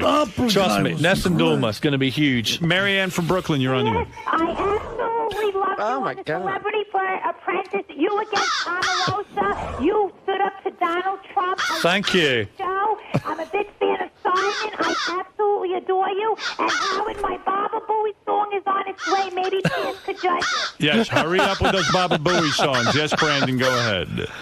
Hey, Howard, love you guys, man. Thank you. I just wanted to say, Piers, man, I've never heard of you before, dude, and you're a fucking funny motherfucker. Well, fuck you very much indeed. Howard had never heard of him before. Well, Piers is coming on strong. He's coming on strong. In a couple of years, we won't even be able to get him on the show. You'll always get me, Howard. I said to your producer earlier, I'm available not just now, but every day you ever want me. Well, Piers, we might have to have you come in here and judge something the next time we do it. I'm available for anything. All right, excellent. Piers, you're a good guy. I appreciate you coming on the show. Piers Morgan, America's Got Talent, Tuesday nights at 9 o'clock on NBC. He's living large with the big house, the girlfriend, and he hates Stephen Baldwin, I think. Yeah. Sounds like he's got a license to print pussy, this guy. This is nice. It does, doesn't it? You're right. It Yeah. sure does. Unfortunately, I love my girlfriends. There may be a bit of a problem. You have any Playboy Playmates in your past? Well, Tiffany Fallon was on the show. She was lovely. But you unfortunately, she slightly ruined things by announcing on day one she's pregnant. But you didn't by a make love to her. multi-millionaire rock star. It killed everything. On every level, I was finished. All right, Piers, we'll take a break. Thanks for coming in, and good luck with the show. I hear it's doing great. It was seriously a pleasure. Thank you. Thanks, Piers. Cheers. Survived, Howard. How was that, man? Fantastic. Looks like you made a new fan and a chess partner. Well, I'm going to be playing chess with Howard and Lennox, and I feel like we've just bonded, lifetime relationship. So what do you like about doing Howard's show? We can say what the hell you like, can't you? It's fantastic. And he just goes with it. In fact, the more disgusting and depraved you get, the more he likes it. And that was brilliant. You know what? Howard's a legend. I mean, in my neck of the woods back in London, all we know about Howard is there's one DJ in the world worth going on, it's Howard Stern. He's the number one. And I've done a lot of radio, a lot of TV in my life. Now I've done Howard Stern. I can die a happy man. All right, man. It was a great interview. Thanks for stopping by.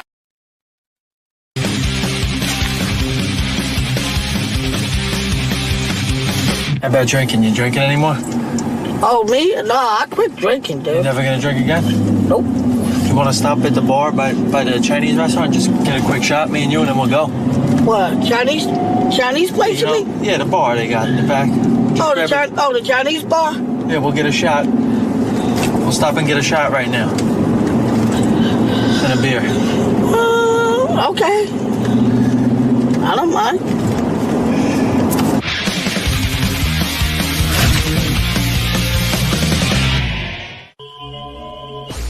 About your coworkers, and learning about Sal is just such a gold mine. I mean, the guy's so fucked up. This is a song, Sal used to fancy himself a rapper, but I mean, like before he was with us and everything. He really was serious about it. Yeah. So, I mean, this song is so whacked out. This was a song that Sal did in 1992 with his old band. And I don't know how Gary got a hold of it. This is the greatest. You talk about old school Italians. Is this the rap band? Or his rap band. Okay.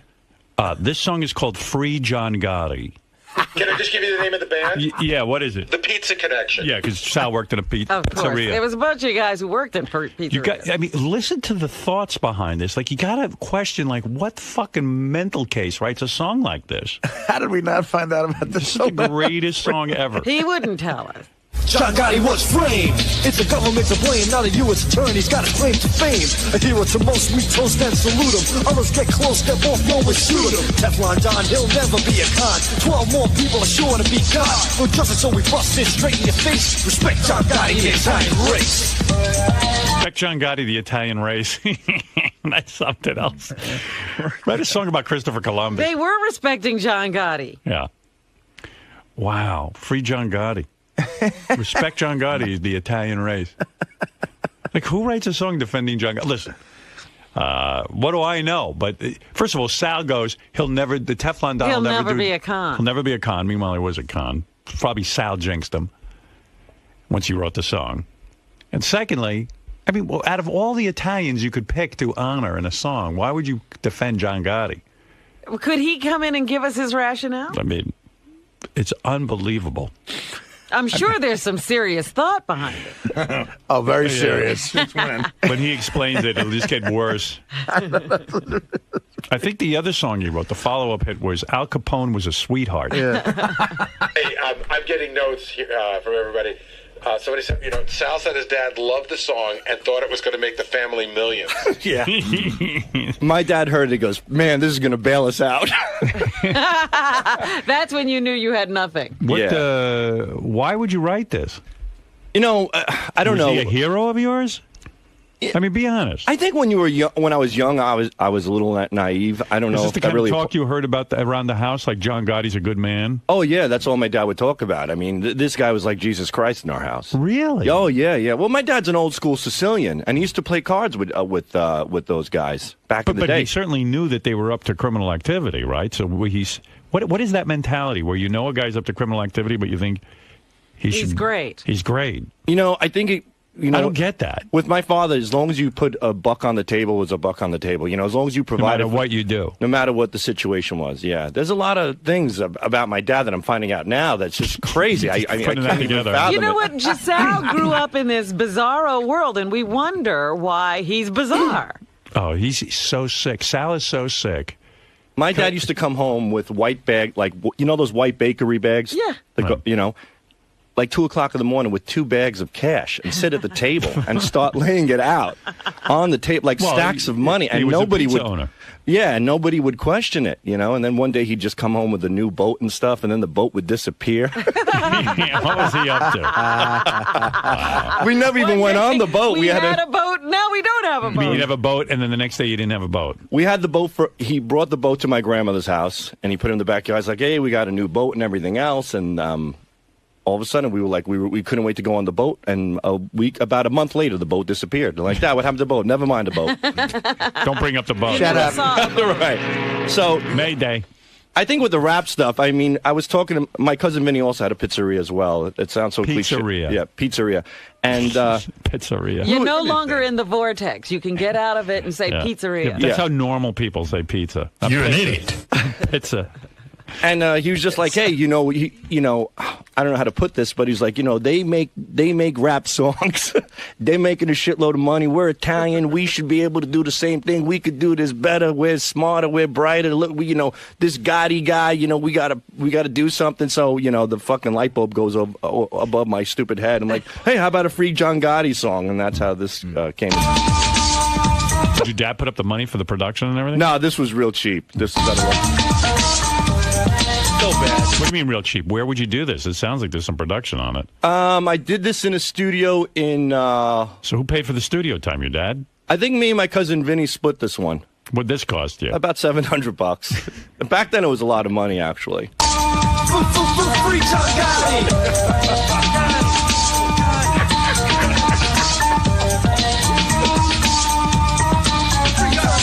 Listen, goodbye, I'm talking serious stuff. Nobody walks on us, so it's time to get tough. Sammy the Bull, but that's nothing but bullshit. Brandon the milk cow, went out like a rat. Lies about a legend, a man you befriended. Don't you worry, son, good things will be ended. Open your ears and eyes, and people listen. Cause Usher's here, and on a mission. John Gotti's not guilty, so let him go free. Unless you like to buy a plot in Sicily.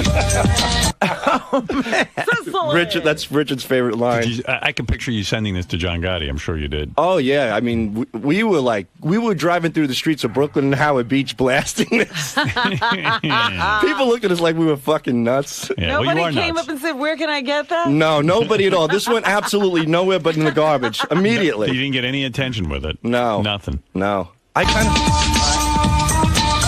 on those wicked keyboards. One finger.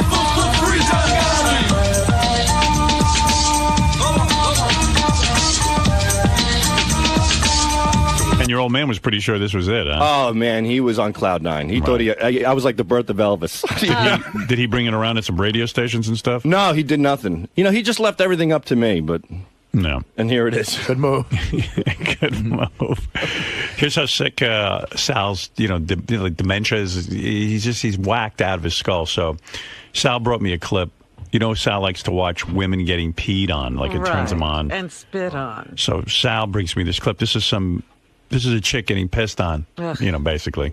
What websites are you watching? Oh, wait. You got to hear this. Wait, this is Sal. Do you know about this? He told me. I refused to listen to it because... All right, this is Toilet Mouth. This is the clip. That's going into her mouth.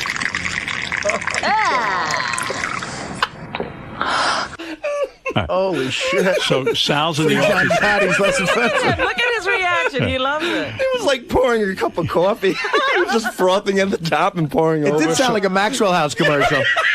So even Richard Christie gets creeped out by Sal because Sal sits and watches these pornos, and he, the reason he watches them is he loves them. Likes them. He likes them, and so Richard calls it work. Richard put on the tape recorder, the taping equipment, right? Unbeknownst to Sal, and this is Sal watching the video and commenting. He's in ecstasy. You got to hear this. Listen carefully. This is Sal watching a woman getting pissed on. What websites are you watching? Right now? Yeah. ppgalore.com. This one's hot. I love when they shoot a stream right in their face and like their eyes squint and burn. She looks retarded, which is hot too. She doesn't know what's going on. She just wants that piss. Looks like an old lady. That's even better. To the guy. So far, he's getting turned on by the fact that the piss is burning her eyes out. And she might be retarded. And she might be retarded, which is hot. She looks like an old lady, which is hot. And he likes old ladies. You guys ever piss and come at the same time? No. I love when a guy comes on a girl's face and then another dude will come over and rinse it off with a good pissing. Oh my god. I could jerk off to that in 10 seconds. This is the best one. The vagina's shooting the pee in her face while she's blowing a guy at the same time. This is the best. Watch how she beams her right in the face. Oh, that's it. Atta girl. Take it. Oh, Jesus in heaven. I wish I could jerk off at work again. This is depraved teens pissing sex. They don't look like teenagers. I don't like them young. I like them old. Well, that's something. Let me type in piss. I like when they look like shit, like the girl next door, because that's the girl who's saying, hey, you know, I got nothing better going on in my life. I need to get peed on for attention. Like a hot chick, is just doing it for the money. This is hot. By the way, this is what goes on back in their office all day. That office I built them. Oh my God! Would you close that down? This is the conversation that's been condemned. Richard, what's going on?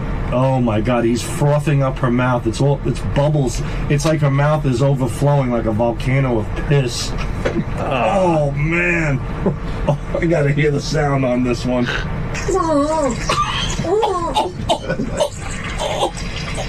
What a fucking pig! Meanwhile, so this that's disturbing. This is a girl doing what you want. Now she's a fucking pig. Well, that's what he likes about it. Yeah. I mean, he hates women so much. No, I got to tell you something. I so admire Sal. them. I so admire them. Sal, just get used to the idea. Just twist it and take it in. Anybody's willing to get peed on in the mouth. You don't think this is like your whole, not to play psychiatrist here, but, the older women, your mother, pissing on her face, you're angry with your mom for not standing up to your dad.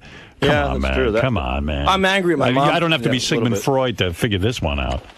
I don't know. You're Not too many guys sit there and go, I wish I could beat off watching a woman drink piss. I mean, it's a weird thing. Yeah, Sal, I'm telling you, there's nothing sexual about that to me at all. And then to say, I want some guy to come on her and then another guy to wash it off with piss. That is the hottest. You see, that's what I'm saying, man. You're so... But I'm not into shit or anything. I'm not into scat or fecal stuff. And what was the thing you liked? The woman is pissing? Oh, this was wonderful.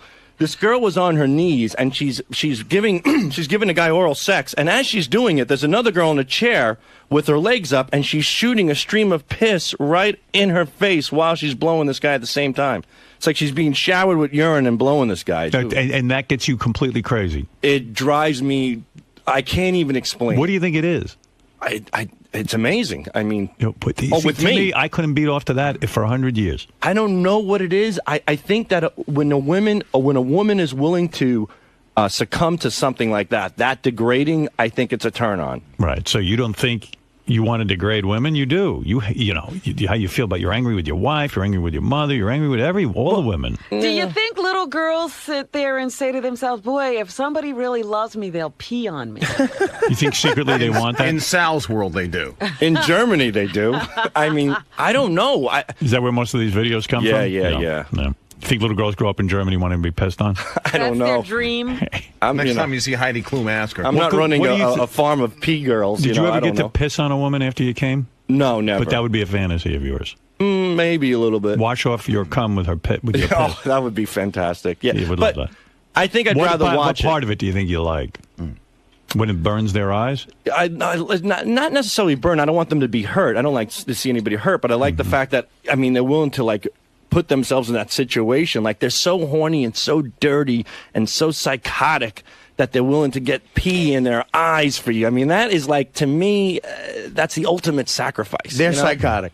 I have to beg for a hand job at home. You got a girl who's gargling piss on video for millions of people to see. You got to applaud somebody like that.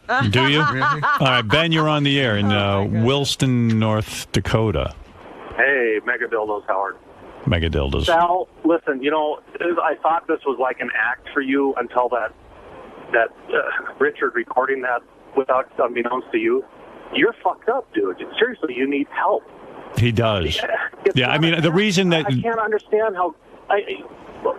Jesus Christ, your wife must be out of her mind to stay with you. Well, the reason that tape is so powerful, a lot of people think Sal's a shtick, but he's not. I mean, that's him sitting... He doesn't know a tape's going. Well, I do research for the show, Ben, and when I watch these videos, you know, you're going to comment on them. But you're doing research and you want to go jerk off? That's not research, Sal. That is you saying, I love this. This isn't research. If I didn't work for the Stern Show, I'd be at home jerking off right now to this shit. Well, no, I wouldn't be. Or for Howard Stern. No, I wouldn't be some creep in a basement jerking off to pee porn. Look, if pee porn wasn't pee porn. If pee porn wasn't popular, Howard, it wouldn't be all over the internet. Is that what it's called, pee porn? Well, pee porn. We pee fetishists call it pee porn. If pee porn wasn't popular... Say that 10 times fast. All right, Sal, thank you. I just want to give people a glimpse into your world. I think there's plenty of people out there who enjoy piss porn. It's been around for quite some time. Would you like to piss on your wife? Nah. What? Why not? Would you like to piss on your wife and watch her drink it? No. Not Yes, her. you would. I'm at a point now, I hate to say, like, I'm at a point now where I feel uncomfortable to ask my wife anything. Would you like to jack your load off on her face and piss in it? Like it. Come on, wouldn't you like to jack off on her face and then piss on her and wash it off? Not hers. A few others, but not hers. What about Robin? Would you like to do that? Absolutely. Absolutely. Well, Especially I think you'd better try your wife first. the glaze against the brown skin, it would glisten like a Christmas tree. You better try your wife first. All right. Because it could be dangerous with her. All right, thank you, But Sal. it's not I don't think it's that a big of a deal. Pee porn is out there. It does exist. You know, I'm not into vomiting or anything like that or shit. Or You know, that. child porn, kitty porn exists. Yeah, wait, to make that Richard told me to find that website. Sal Googled the words piss and MILF. Yeah. MILF. A lot of MILFs these days. I want to say something to the porn industry. They're misleading with MILFs. They're taking young girls and they're making them look older. And you don't like that. No, they have to look saggy and, you know. He wants all There was a MILF in the paper, the Daily News. They were doing, you know, how the newspaper guys go down to the beach and they shoot an attractive girl at the beach. This chick was playing in the ocean with her kid, and boy, oh boy, was she hot. She was some Milfowitz. These cougars are phenomenal, Howard. You know why? I figured it out. They're trying to keep up with the young hot chicks. You know what I mean? So they. Wow, Sal figured this out. Go ahead, let me hear what you figured out. No, but when you see these cougars, they really stand out at clubs. They stand out at bars. They're the ones holding the glass of wine. They want to make everyone aware that they're wild, they're crazy. So, is your wife a cougar? Maybe to other people. No, but I'm saying, do you see her that way? Like she's getting the pink in the hair. She's got 3 kids at home, but she's running around at bars and she's trying to stand out. Yeah, she really doesn't go to bars, but she goes guess, once in a while with her girlfriends. Yeah, right? once in a while she does. Yeah, she leaves you at home and goes out. She leaves me to my piss porn. Right. But these cougars, the great thing about them is that they're not really like that. I mean, to me, a lot of women just go through the motions to please people. That's how they really end. It's all part of the program. That's how life works. All right, you know what? This is fascinating, but I gotta move on. I'm saying these cougars, what they do is they'll suck cock, they'll take loads to the face, they'll get pissed on and all that stuff, only because they feel like they need to keep up with all these wild, newer, hot young chicks. Right. They'll have to work harder to keep up with the young and it's wonderful. girls. God bless the cougars. All right, thank you, Sal. Oh, you're welcome. Have a good day, everybody. Go back to work. Who is he talking about? I don't know. He's whacked out of his head.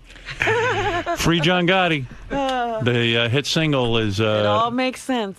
John Gotti was framed. It's the government to blame, not a U.S. attorney's got a claim to fame. A hero to most we Sal against the U.S. attorney. toast and salute him. Others get close, step off, no one shoot him. Teflon Don, he'll never be a con. Is there an intelligent thought in that head or what? Sal, dude, what's more embarrassing, hearing your John Gotti song or... The John Gotti thing's embarrassing because it was 20 years ago, and it's obviously, you know, like I said, I was very naive about it. That's not something I'm proud of now. Is that more embarrassing than getting secretly recorded talking about piss porn? No, because I'm proud of the piss porn, you know? I'm proud of it. You're proud of it? Yeah, why not? It's just a little fetish. It's just pee. Lots of guys like it. A lot of people won't admit it. They won't say it, but a lot of people are into it. Are you the only guy here that admits to liking pee porn? I think maybe JD might like a little pee porn, you know? I'm sure there's a few guys here. If you did a private poll, I'm sure there are a few guys who like pee porn. You know? Why do you think Howard thinks it's so weird? Because He's got a show to run. Strange. He's got a show to run. He probably likes Pete porn a little bit, but no, he's got to make me out to be some freak of nature, put me on, put me in the center ring and, and make a mockery out of everything. Is that the weirdest porn you're into? I like snowballing, too. Which is cum swapping. When a girl takes a load in her mouth and she spits in another girl's mouth and they go back and forth. That I've been into a little bit lately, too. That's pretty good. Does that top the pee? No. Oh, pee's up there? Pee's number one. Cum swapping's number two. But cum swapping with pee combination, that is... Like the rinse off? The creme de la creme, right. The rinse off. That's always good stuff. Pete, you like pee porn? I think I would resort to pee porn, I think, I think it would be something interesting. There you go. You got a guy like Pete, likes pee porn. Normal, average guy, good man. I guess I was wrong. If Pete's down with pee porn, I'm down with pee porn. If I'm down with it, I think it could actually go somewhere, And maybe there's a big market for it, I mean, it's possible. You don't know anything until you try.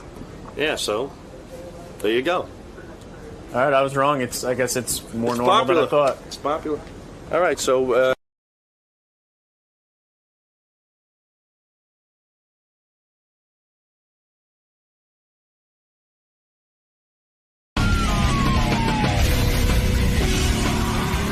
Richard. What are you doing here again? Thought I had you whacked. How you doing, man? You don't give a shit. I do. I do. Admit to me that you don't. I've been really. Give a shit about what? That you don't really care how I'm doing. I do. It's not genuine. But I want town hall this Saturday, 17th with Belzer, and I'm shooting curb, and I'm alive, and I'm still unhappy with your whole performance. I'm sorry. I'm doing my best. Holding the camera about it, but your questions blow. Look, I'm looking out for you. You're a young kid. Thank you. And you want to do. I don't know what you're going to do. What are you going to go from this to be a pharmacist or something? Possibly. Not filmmaker. No. No, this is not your bag. No, I think you should just count pills, put it in bottles. Thank you for the advice. But don't you hate me now, don't you? No. You believe what I said? This. I'm joking. Don't you know it was a fucking goof? I think you're brilliant.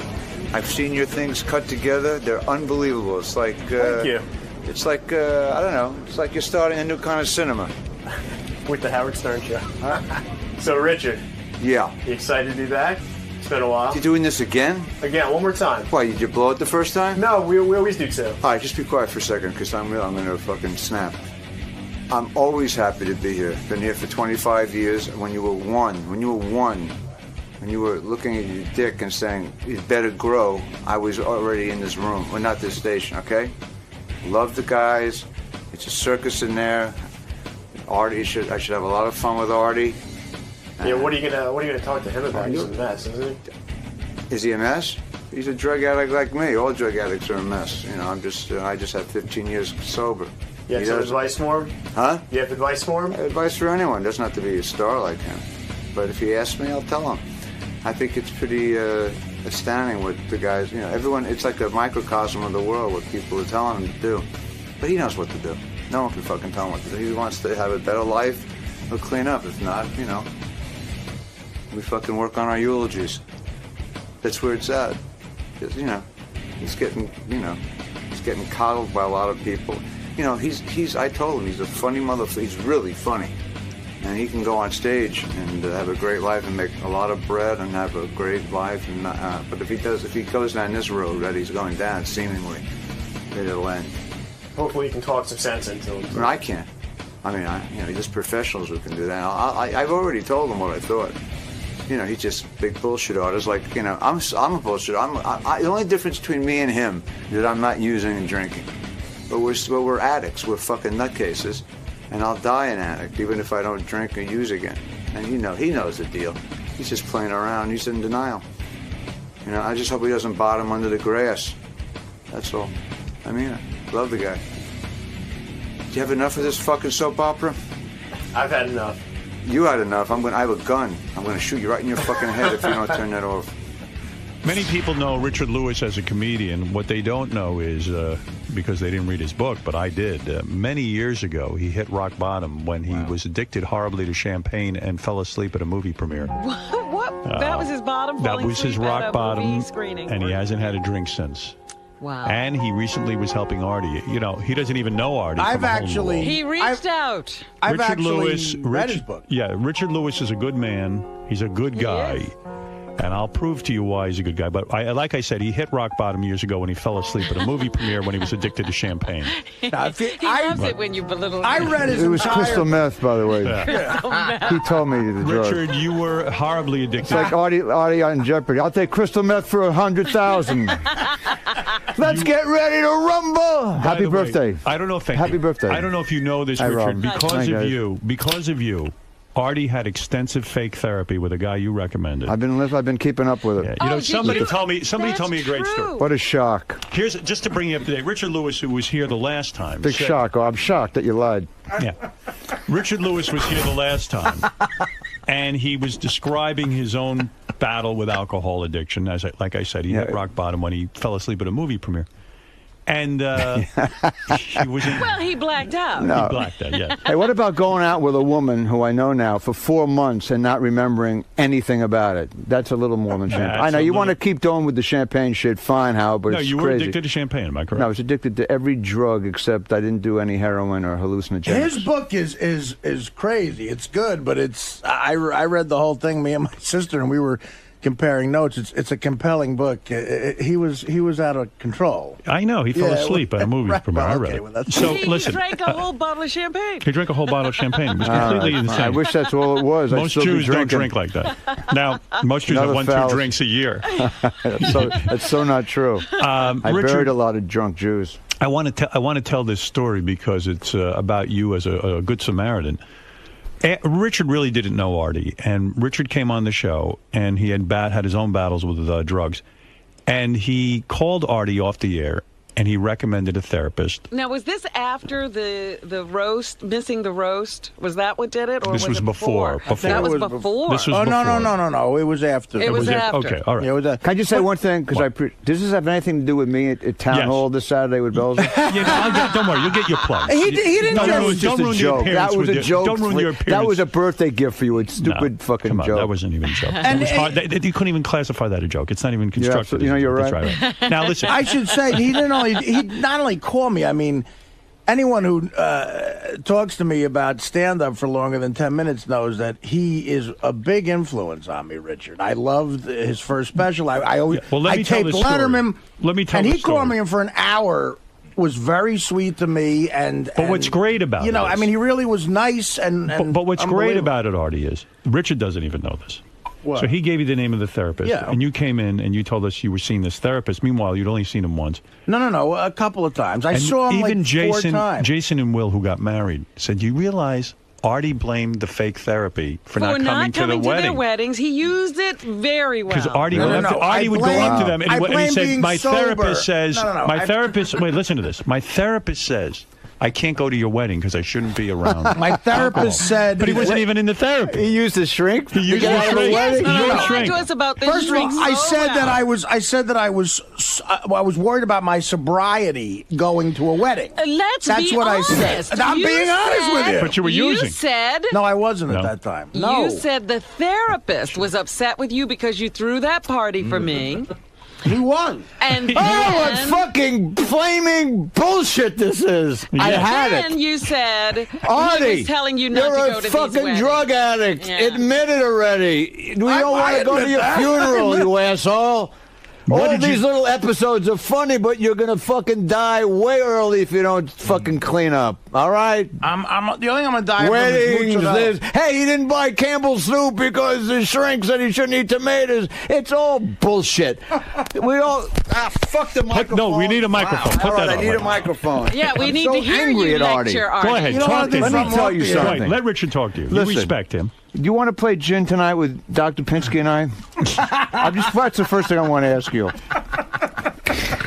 Artie, I was listening to a show the other night, and after the show, they interview everyone here on the show. Right. It's exactly what happened to me. Everyone has the right. Howard has his spin on it. Hey, he keeps the comedy intact. He says, "Hey, I have no problems with Artie doing it. He's great on the show." But It's true. Some people say, let him do what he fucking wants to do. Robin is far more right in terms of what I know about being a drug addict. Right. She knows that you're fucking on a death fucking wish.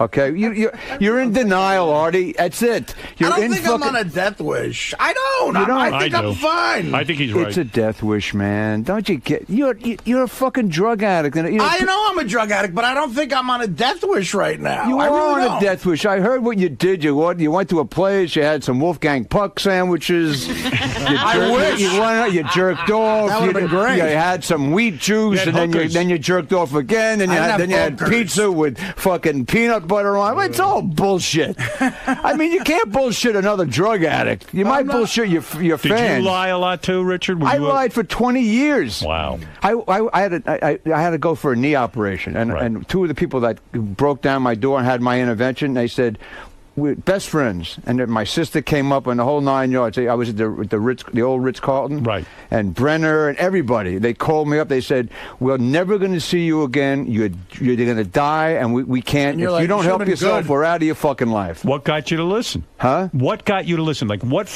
how do you get through to an Artie? I mean, well, what got me? I was speaking to Robin before. I said, what got me to listen? I did write about this. I was holed up in my house. I was totally depressed.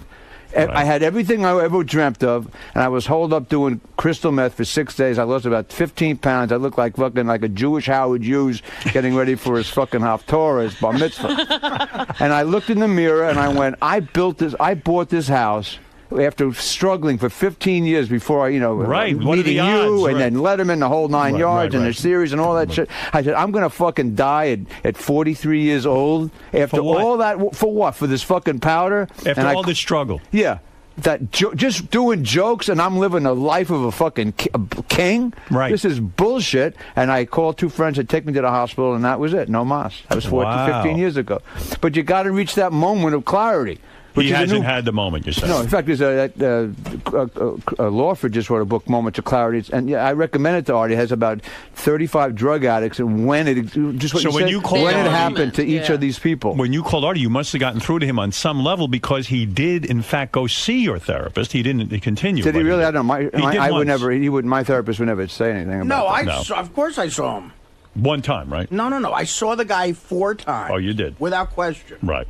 And then I lied about 2 months of it. You want the honesty? Okay, I'll be honest. You want honesty? Yeah. I didn't want to go to their fucking mouth. Weddings. Yeah. So I gave them $2,500 each in cash. Well, that was smart. Well, how much money does it take to dummy these kids up nowadays? That's a lot of laughs. I mean, Artie, you could just say, I don't want to go to your wedding. Right. You don't have to lie and say, I'm in treatment. No, you have to lie. That's my point. Of course, I care about him. I would like to see him get healthy. I know you do. But I'm never going to sit here and say he doesn't do his job. He does do his job.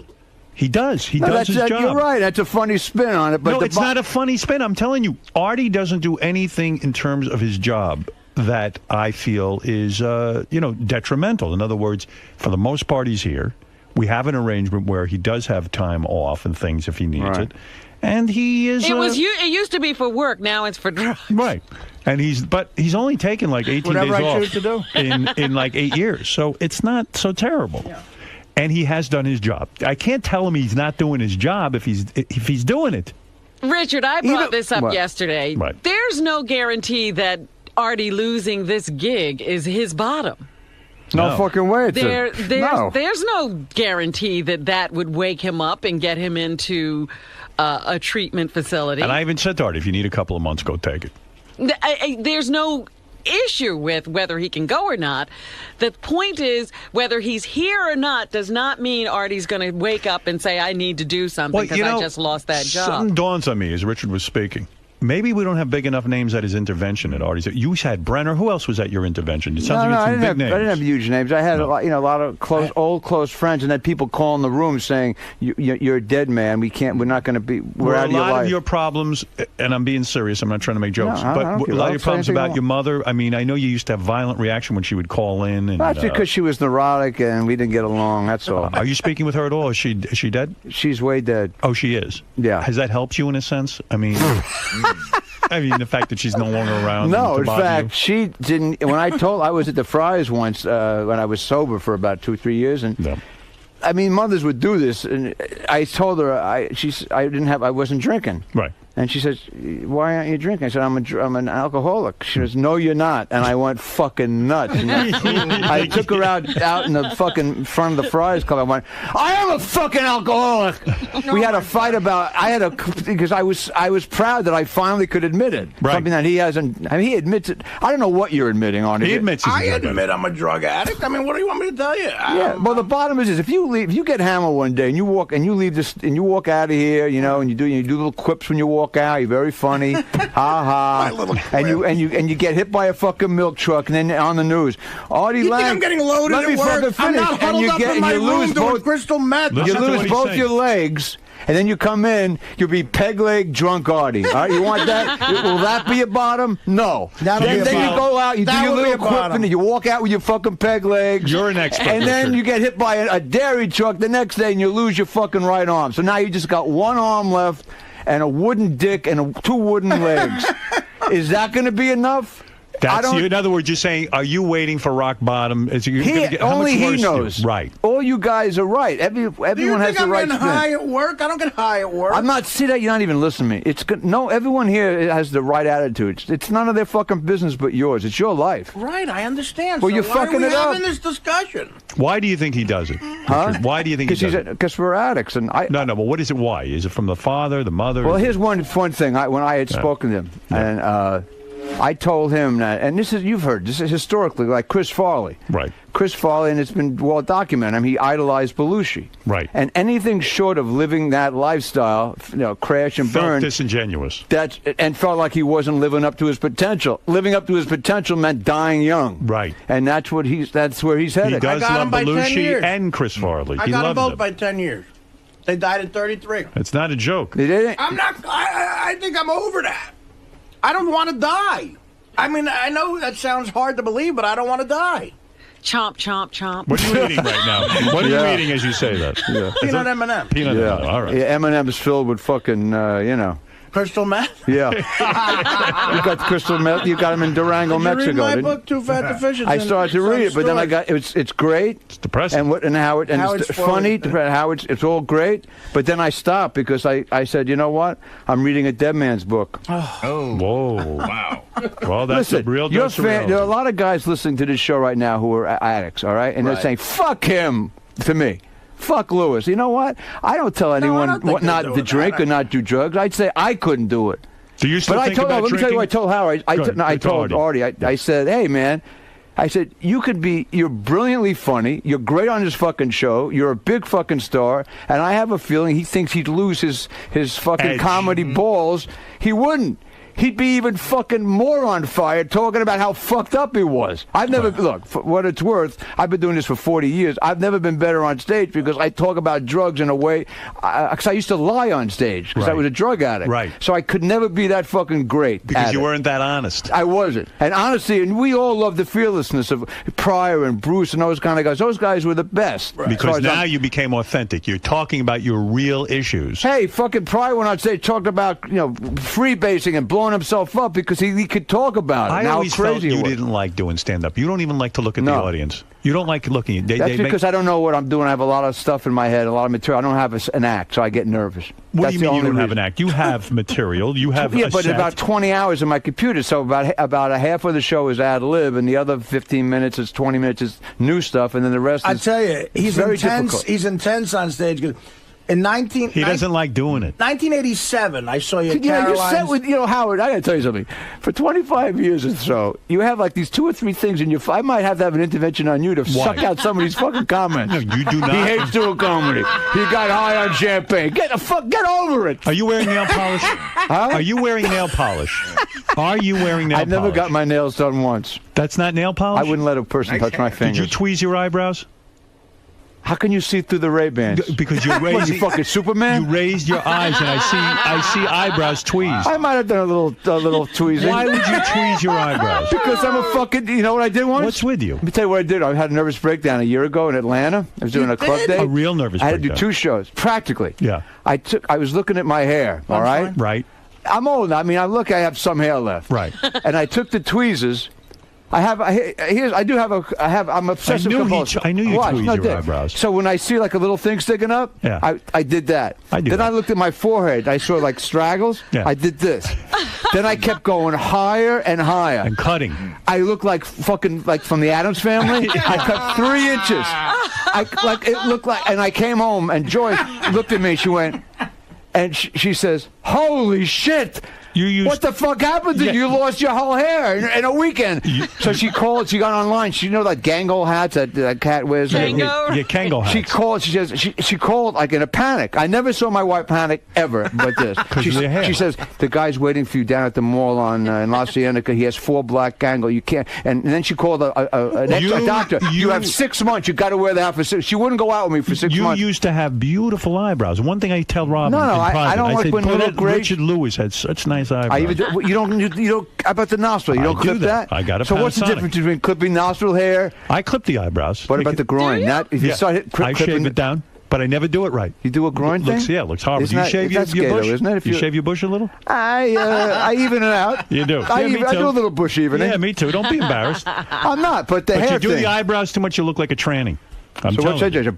Let it grow. Let it grow. You're pulling it. You're tweezing. Let me see your eyebrows. I got beautiful eyebrows. You do? Yeah. I think you like do. A manly eyebrow. I never thought I'd say this. Can we get back to me dying? Yeah. I have girly eyebrows. Get back to Artie and cure him. Huh? You guys are talking about eyebrows for an hour. Do you still go to meetings? That was 5 minutes. I think we can now honestly Seemed like an hour. ask. Good to see you, Artie. Richard. We can honestly ask now, what's your gay problem?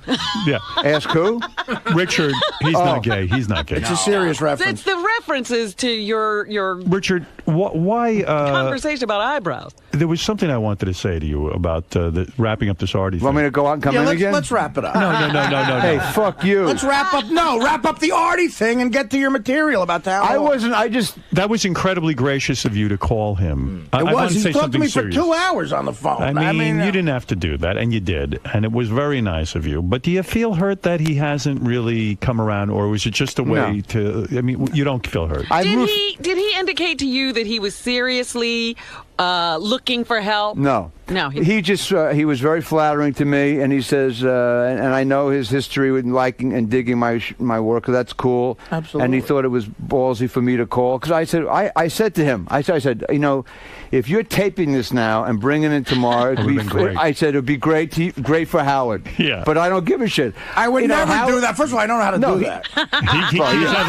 He's technically he's beyond Tinker Toy time with this fucking guy. Oh, I'm sorry. What are you, Edison or something? Do you still go to meetings? Can I use that? Do you still go to meetings? Huh? Do you still go to meetings? Hey, how are you? Hey, what are you, Edison? Good night. Do you still go to meetings? Huh? It's yours. I go to 12-step meetings. I go to shrinks. I meditate. I do everything I can not to drink or do you still have the desire to drink? Do you ever think about it? No, because it's a no. Luckily, I don't have the cravings. Your life is better now. Never been better. Well, let me ask you this: I got to that place with cocaine. Yeah. I seriously got to that place with. But Artie, you have a million other drugs. Yeah, I know, but saying that. Dig this. No, How about this? I was thinking about this.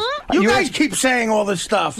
Howard, can I answer Howard's question? Yeah. Know what hurt my feelings? Who's the guest tomorrow? My aunt. That's funny again. Why are you mocking my comedy? Paul McCartney's here. I love your comedy. About your drug You're problem. very funny. I bet it'll get around to that somehow. I don't know. Every other fucking guest does. No, Paul can't give you advice. He's made a worse mess of his life than you. That's right. I'm sick of people kissing up to you and coddling you. I know a million other fucking drug addicts who need help. Who's kissing? No one kisses up to me. Everybody calls me a jerk off. No, everyone kisses up to you. He's right. Because drug addicts think I want it now, and if I don't get it now, and you're an egomaniac. People who work well, I mean, I think every comic is an egomaniac. No, every drug addict's an egomaniac. You want what you want now, or else you're pissed off. Is he hurting his?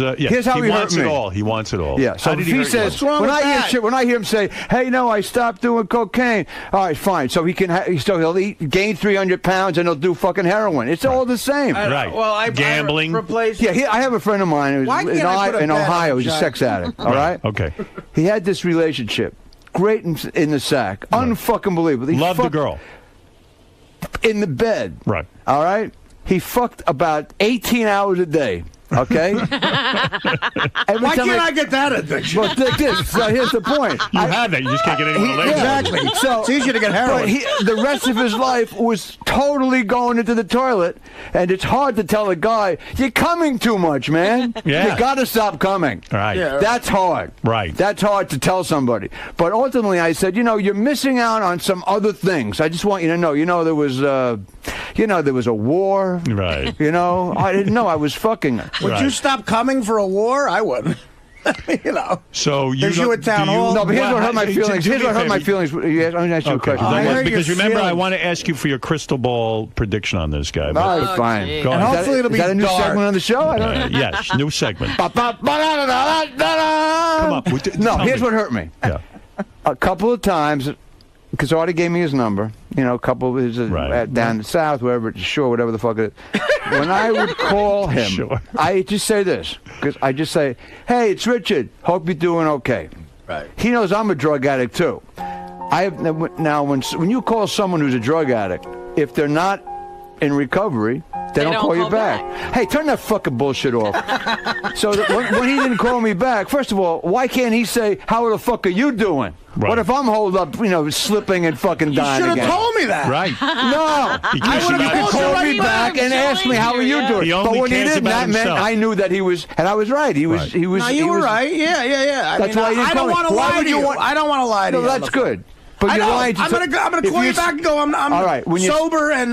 You don't want to lie to me, anyone else. When you stop lying to yourself, you're gonna get your life back. I lie when I'm forced to lie. I don't go out looking for. Why didn't you call Richard and say, because I'm in trouble, didn't want to lie. I am using heroin? Because I didn't want to. Because I don't want to stop using heroin. Well, I mean, you don't have to stop. You could have just talked to him about it. But I don't want to disappoint him. I am appointing Richard your go-to guy. I want you reporting. Richard's your sponsor? That's right. All right, then I got to make a deal with Sirius. He's gonna be in Milwaukee. I'm going to be in Phoenix. We're going to call each other. You're going to call each other. He works too much. Celebrity sponsor. All right. Look, this guy right here, Richard Lewis, is a top comic. He's reached the top of his game. You know him from Letterman. You know him from this show. You know him from Larry David uses him. Curb Your Enthusiasm. He's had his own movies. Somebody told me you will not announce the name of a club that serves alcohol if you perform there. Are you crazy? That's every club. Is that true? That's my guys just told me that. You guys also had me performing Thursday, where I'll be hopefully having intercourse with my wife Thursday night. How's that going with the wife? With the wife, Don Rickles' son, ladies and gentlemen. How's it going? Wife. How is it going with her? Huh? Are you happy still? You were a sex addict. I'm not a happy person by nature, So I could have I have the best fucking wife I could ever dream of having. Right. But I annoy the shit out of her. Are you I get into funks. Are you surprised that she's still with you? Boy, I can read your fucking mind. I know exactly what you're going to ask me. I'm almost scared. It's Why? like a series. You don't know what I'm going to ask you. I almost do every time. What am I going to ask you next? Huh? Where am I going with this? You're going to ask her what she thinks about me tweezing my eyebrows. No, I don't care about that. I'm saying, why would this woman live with me? Yeah, if you're that big a pain in the ass, what does she love about you? Is there anything to love about you? I'm funny. I'm a decent guy, and I'm pretty good in bed. Yeah? Yeah. I don't believe that. Do you know you're pretty good in bed? How do you know that? Yeah, I have letters. I have letters and referrals. A recommendation. Yeah, no. Before I married her, I had letters from about 8 women. What are you doing Thursday night? Are you doing something at Town Hall? Are you doing a salute to Hillary Clinton? Fuck this Thursday thing. Are you doing a salute to Hillary Clinton? I don't even know Bon who's Jovi? on the bill this week, except I'm there Saturday night. Just came in town. I'm jet lagged. You're there Saturday night. Hillary Clinton's doing stand-up? No. I'm just confused by your schedule. Saturday night, the 17th. Belzer night, 8 o'clock, Town Hall. That sounds like a fun night. It's a great venue. Who goes on first, Belzer? Belzer, yeah, with his band. You're the headliner. No, we're co-headlining, but he. What do you mean with his band? The Belzonics. What is that about? I don't want to hear him sing. The band's great. He does it. He's like a rock and roll singer. I don't know. I don't know. He's funny as shit. He's a legend, but he brings a band with him. Does he do his Mick Jagger impression? I have no idea. I don't watch anybody anymore. I come there 5 minutes before I go on. The band annoys you, doesn't it? No, I tease him about it. Right. The belt, I mean, you're a stand-up. You go out there. The band's great, by the way, and he kills. Right. Okay, it's hard to follow. And Artie, no matter how strong you are, following an A act is murder. Right. Yeah. But with a rock and roll band, it makes it even more difficult. Hey, But I'm not gonna, no matter how great it is for him, I'm not coming on with, landing at an airport with, hey, where's my tuba player? I'll go fucking, I'd kill myself. Makes no sense. Hey, I lost my snare drum. Fuck you. I couldn't imagine being a prop guy. Compared to stand-up, I've been a prop guy traveling on the road, waiting for the bags. Like, how does he do Where that? the fuck is my drum with the giraffe with the big dick? It's a lot of work there. Yeah, I couldn't imagine being first of all, I'm not a big prop comic. You don't like prop. I can barely bring like a shirt on the road. I can't pack at all. I mean, Carrot Top has like he has a container. trunk. Listen, He has a trunk. He's making a lot of money, though. Kids like the props. They like to see things come out of a trunk. Kids. It's fucking the 50-year-old ago. Yeah, I mean, if you make people laugh, what's the difference? That doesn't matter. Why do comedians put down prop comedians? I don't understand. No, I'm not putting them It down. just doesn't make me laugh, but people love that shit. Some people love I'm that. actually Well, just look at Steve saying- Martin. He was a genius. He used props. I feel bad for the guy taking all the shit. I'm not putting him down. It's a lot of work. What was the name? The name, you cannot get around that name. Carrot Top? You can't. You never give yourself a silly Mother name on stage? Teresa would say, saving thousands of people. Look at that. It looks like fucking Carrot Top. Did you ever think about changing your name early on in your career? To Carrot Top? To Carrot No Top? fucking way. No way. Might have never worked out worked. well. Skull Cap Top. Skull Cap Top. The Jewish Carrot Top. Can I ask you something, Howard? Because Sure. I know you're into health shit, and when I heard that Lang took that colonic where The three of them. wheatgrass, the wheatgrass. Now a lot of famous actresses back in the 40s did it every day. I think Betty Davis took one every Robin day. does it every They week. don't, John Crawford. That's what someone. They don't suggest every day. Robin does it all the time. Is it a rush? Does it feel good? You want No. it?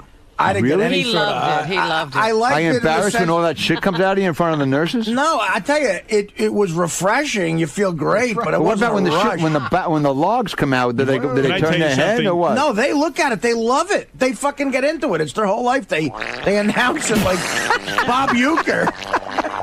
Do me a favor. Don't get into that. We had on Dr. Drew Pinsky. He said no way. Don't listen No way to that. what? No, I was just not that. You don't need that. Oh no, that has nothing to do with him getting sober. I was just, I used to be an enema freak. I was addicted to enemas. Were you? Yeah. Listen to him. The Fleet's enema with the picture of the beautiful nurse. Why were you? And when it addicted to came What with was your olive thought? oil, with the orange tip had olive oil, and it came on the side with a little crouton. Well, how does a man packet. get addicted to that? How did you like doing it? I did. Yeah. What was up with that? That was a little kid. Once I had a woman squirted in my butt. Wow. It was fucking This was great. a sex thing And then with you? What did she charge you for that? She did that, huh? That's so There disgusting. was no hook. I don't need hookers. That's gross. Huh? That's gross. But not my wife. This is back when I was high. You get scatological like that with Did she watch you move your bowels when you did that? No, I had to run it because it comes right out. I didn't want to fucking move my bedspread. It was a lot of money. That's unbelievable. Well, why not? It feels good. Don't do it anymore. I don't. I haven't. Yeah, but I used to go to like drugstores when I had if I was doing a gig for 6 days. I'd walk around with the cart, get my sodas and shit. And if I was still drinking bottles of wine and about 30 enemas. Wow. And was it sexual in a sense? No, I didn't always use it. But no, it was like I'm dysmorphic because I used to be chubby. Is Robin right that a woman would administer the enema to you? Was it a sexual thing? I just related. I had some memories of back in the day when I was loaded going would she down. watch you evacuate? No, No. that I wasn't into. But having her stick it in the ass and squirt the water was a trip. How about Larry David? How's that job going, Larry David? Well, show? I'm shooting a lot more this month. You're close with him. You hang around with I him. know him since I'm 12. I don't hang around with anybody really. You don't It's hang just around Artie with and Steve I and Drew Martin? Pinsky. You don't. You don't have any friends, male friends. It's just a woman. Mainly a guy named. A lot of friends, and I come here and I buy artwork from a guy named Carl Totolo. I have about 40 of his paintings. And He's you like have a mentor friendship of with mine. him? He's a best friend. Yeah, and you'll go to dinner. He's New York a artist. mentor? How does he mentor I met him. you? Titolo, by the way. New York, and you can find him. He's a genius. I've never saw any art like this in my life. I met him 25 years ago. His paintings are sort of how we riff. You talking to Letterman anymore, or is he completely blown Yeah, no, you I'm off? doing all the shows. You're doing all the shows. Yeah, there's not doing one Leno show I too. don't When I want to, yeah, I guess. Yeah, you'll do those shows. I don't. Some shows are more fun than others. Right. You know? I understand. You like I had a great time the last couple of times on Ferguson because he doesn't use any notes. He Right. just lets you ad lib. I dig that. I think it's funny, man. Who needs notes? What No, is with they all do. the notes? They pay people. You know this. I don't know Pre-screen. I don't know how when you go on, they say, I say, if you ask me, I once told, because I've done Conan a lot. We've had talks about Conan. I've had fun on that show. Right. And Frank Smiley, I know forever. Right. So I once was in the middle of like a long, 5 weeks of concerts. I've done at least 2 hours of new material, and I knew what was working and what wasn't. And Frank knows how, he used to torture me.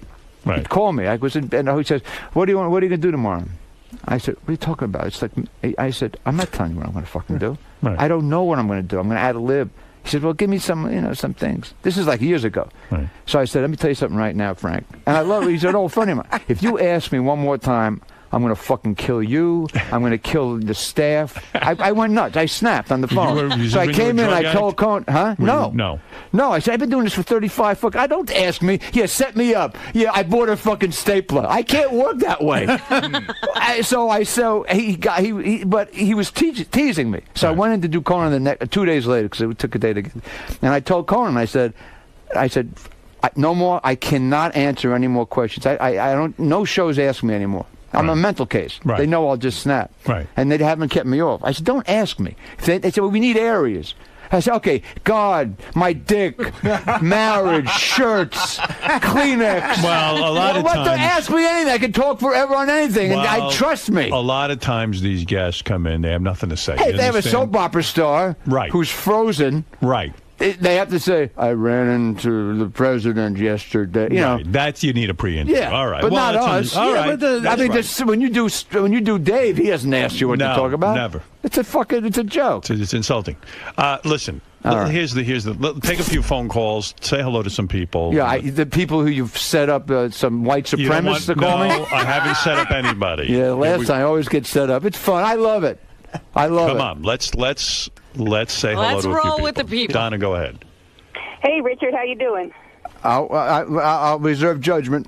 All right, I had a question. Howard made a comment about Artie's behavior not being detrimental to the show. I wanted to know how you felt about it being detrimental to him, though. Oh, yes, that's different. It's very detrimental to him. Of course. Have you seen Howard TV lately? Oh, well, of course. I mean, I feel it is, obviously, and until he faces up to his problem, you know, he'll continue to... What, did I look like shit on television? I mean, what do you mean? What do you mean? That I look like I'm dying on TV? What is that? Ready for this comment? Let me answer that in another way. When I 2 nights ago in L.A., I was putting on... I wanted to catch up a little bit, what's going down with the show and with Artie. And you have a new thing on now. It was like it was almost like the year in review with Artie. Right. Artie's wild year. Can I just say something? Which I knew nothing about. That's one gigantic enabler for Artie. Artie's wild I'm sorry to say to you and the fucking company and the producers. I don't think you're wrong. He's looking at that and he's whacking off in his head saying, look, this is what's making me fucking great. No, and it ain't. That's not what makes me great. I hate that thing. You do? Of course I hate it. I would rather than put the funny shit I say on the air. Well, come up with it from time to time. They'll plug it in. All right. Now you are funny, Artie. I think. No, but I'm saying I don't. Of course, I don't like that. All right. But Let's say hi to Rosie. Rosie, go ahead. I get paid $80 an hour from them. Here's Rosie.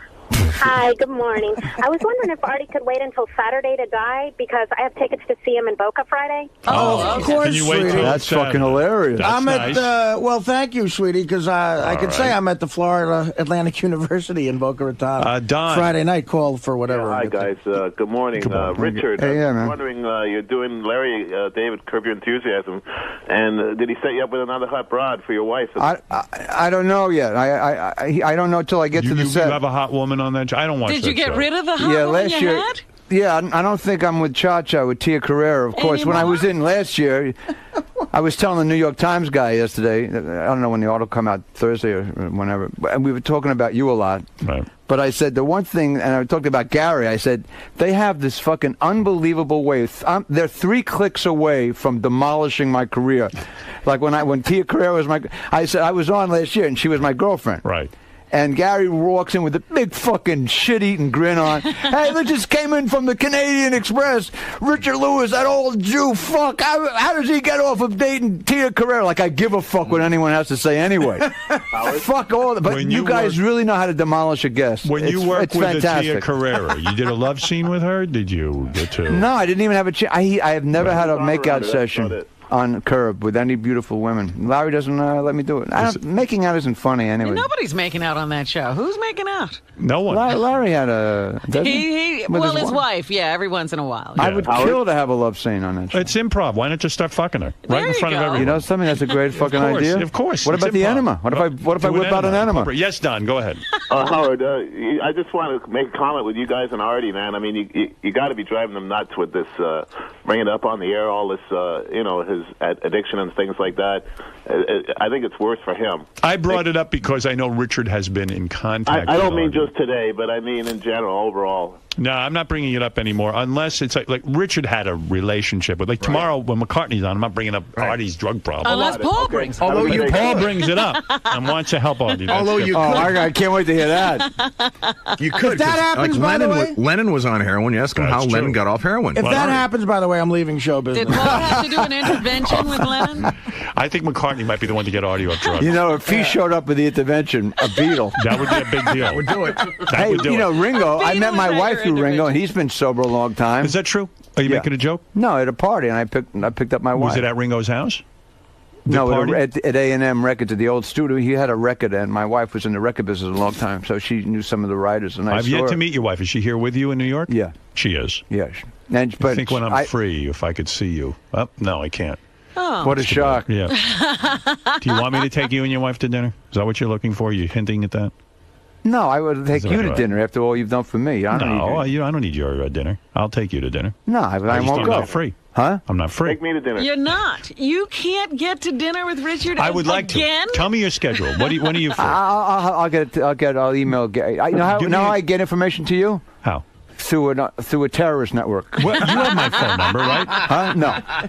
Here. You've never given him your phone number. No. Here's my number. Belzer claims that, he's like... Belzer has my number. Of course he does. No, I wish he wouldn't use it. Of course, he never answers when he sees its bell. Here. I'm going to write it down for you right now. Belzer, like it's really not a rape. Rap! You have my number. I know you do. You're full of shit. Belzer loves you, by the way, and your wife. Thank you. He should. Because he met your wife. I just have to see pictures on the fucking internet. That's the kind of friendship we have. It's sad, Howard. Sad, you never even met I never met your wife.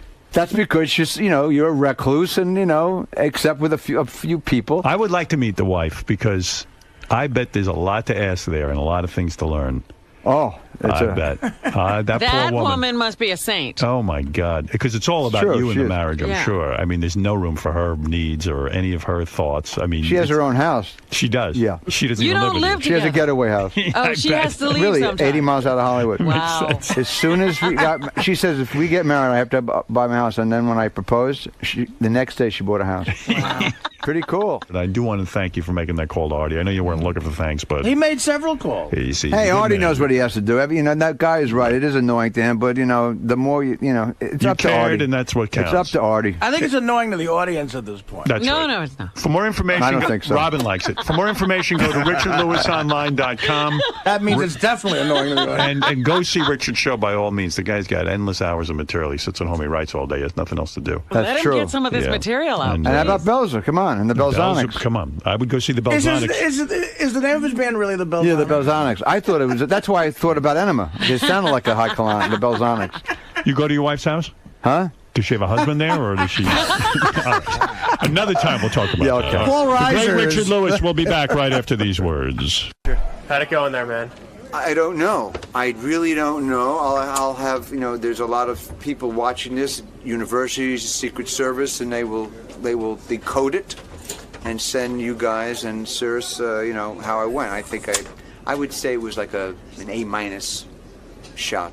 You really let Artie have it in there. Yeah, I just told him I loved him, and it's up to him. No one else. Everyone is, they're enabling him by treating him like he's special. So he's just a drug addict like I am, and he's got to figure it out. So you really think that he has to hit rock bottom to have that moment of clarity? Of course he hasn't hit rock bottom yet. He would be sober. He's a drug addict and a heroin addict and an alcoholic and a food addict. He's an addict like I am, but he's still not willing to stop. Do you think there's hope for him? Huh? Do you think there's hope for him? I personally? Yeah. I have faith that he'll change, but yeah, of course there's hope. He's still alive. As long as he has a breath, he can change. But if he doesn't If he doesn't, then you won't be seeing him around here. But, you know, he'll be in the streets. Now, what do you think Howard and the guys and us, Howard TV, have to do for Artie? You said that, you know, like our TV show, the Artie's Wild Year, is kind of egging him on. He disputed it. I basically was saying, you know, the best of Artie being drunk and the best of this and best of that. Part of his brain, look, he's a brilliant comic, and he's at the point where he's thinking that is one of the reasons why he's a success. It's bullshit. It got him a fan base, but his fan base is not going to leave him. If they want him to live, not die, and he will be 20 times funnier, if that's even possible, if he cleaned up his act, because he will talk about all the hell, unlike he can now. He can't talk about it truthfully now because he's still in the middle of it. And you know, he'll be really he'll be one of the best comics ever if he cleans himself up. If he doesn't, we'll be in and out in a daze like this, and or die way early. I love the guy. I'm rooting for him like I do anyone in this position. All right, we'll wish for the best. All right, ciao. Thanks, Richard. What do you think of Richard Lewis today? I love him. I'm a big Richard Lewis fan. Now, he thinks in order for you to get better, you have to hit rock bottom. Well, do you agree with that? I think with this interview right now that I'm doing with you, I've hit rock bottom. Thanks, I'm honored that Richard would be worried about me, and he's a good man. And listen, hopefully I'll die long before I hit rock bottom. I'm getting sick.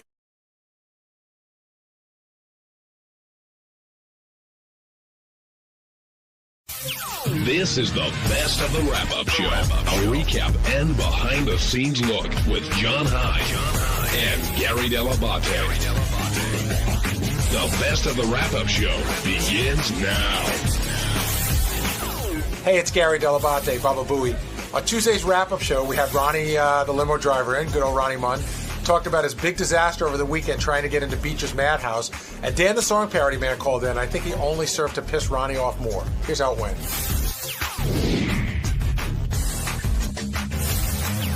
Ron, glad you're here. I was saying before, you kind of got the best of both worlds today, or the best and worst. You were complimented for your professionalism in America's Got Talent and the job you did, but then this whole Beecher thing came up, and next thing you know, you're getting yelled at once again. Yeah, well, it's part of the game, I guess. Well, can we figure out? So what happened? You were with that Tiffany Granite chick, but no. First of all, you guys are quick to throw me under the bus right away when you don't know the whole story. That's what I'm asking you. You go by an email that Dan, the song parody. No, we go by an email that Jeff Beecher sent to Dan.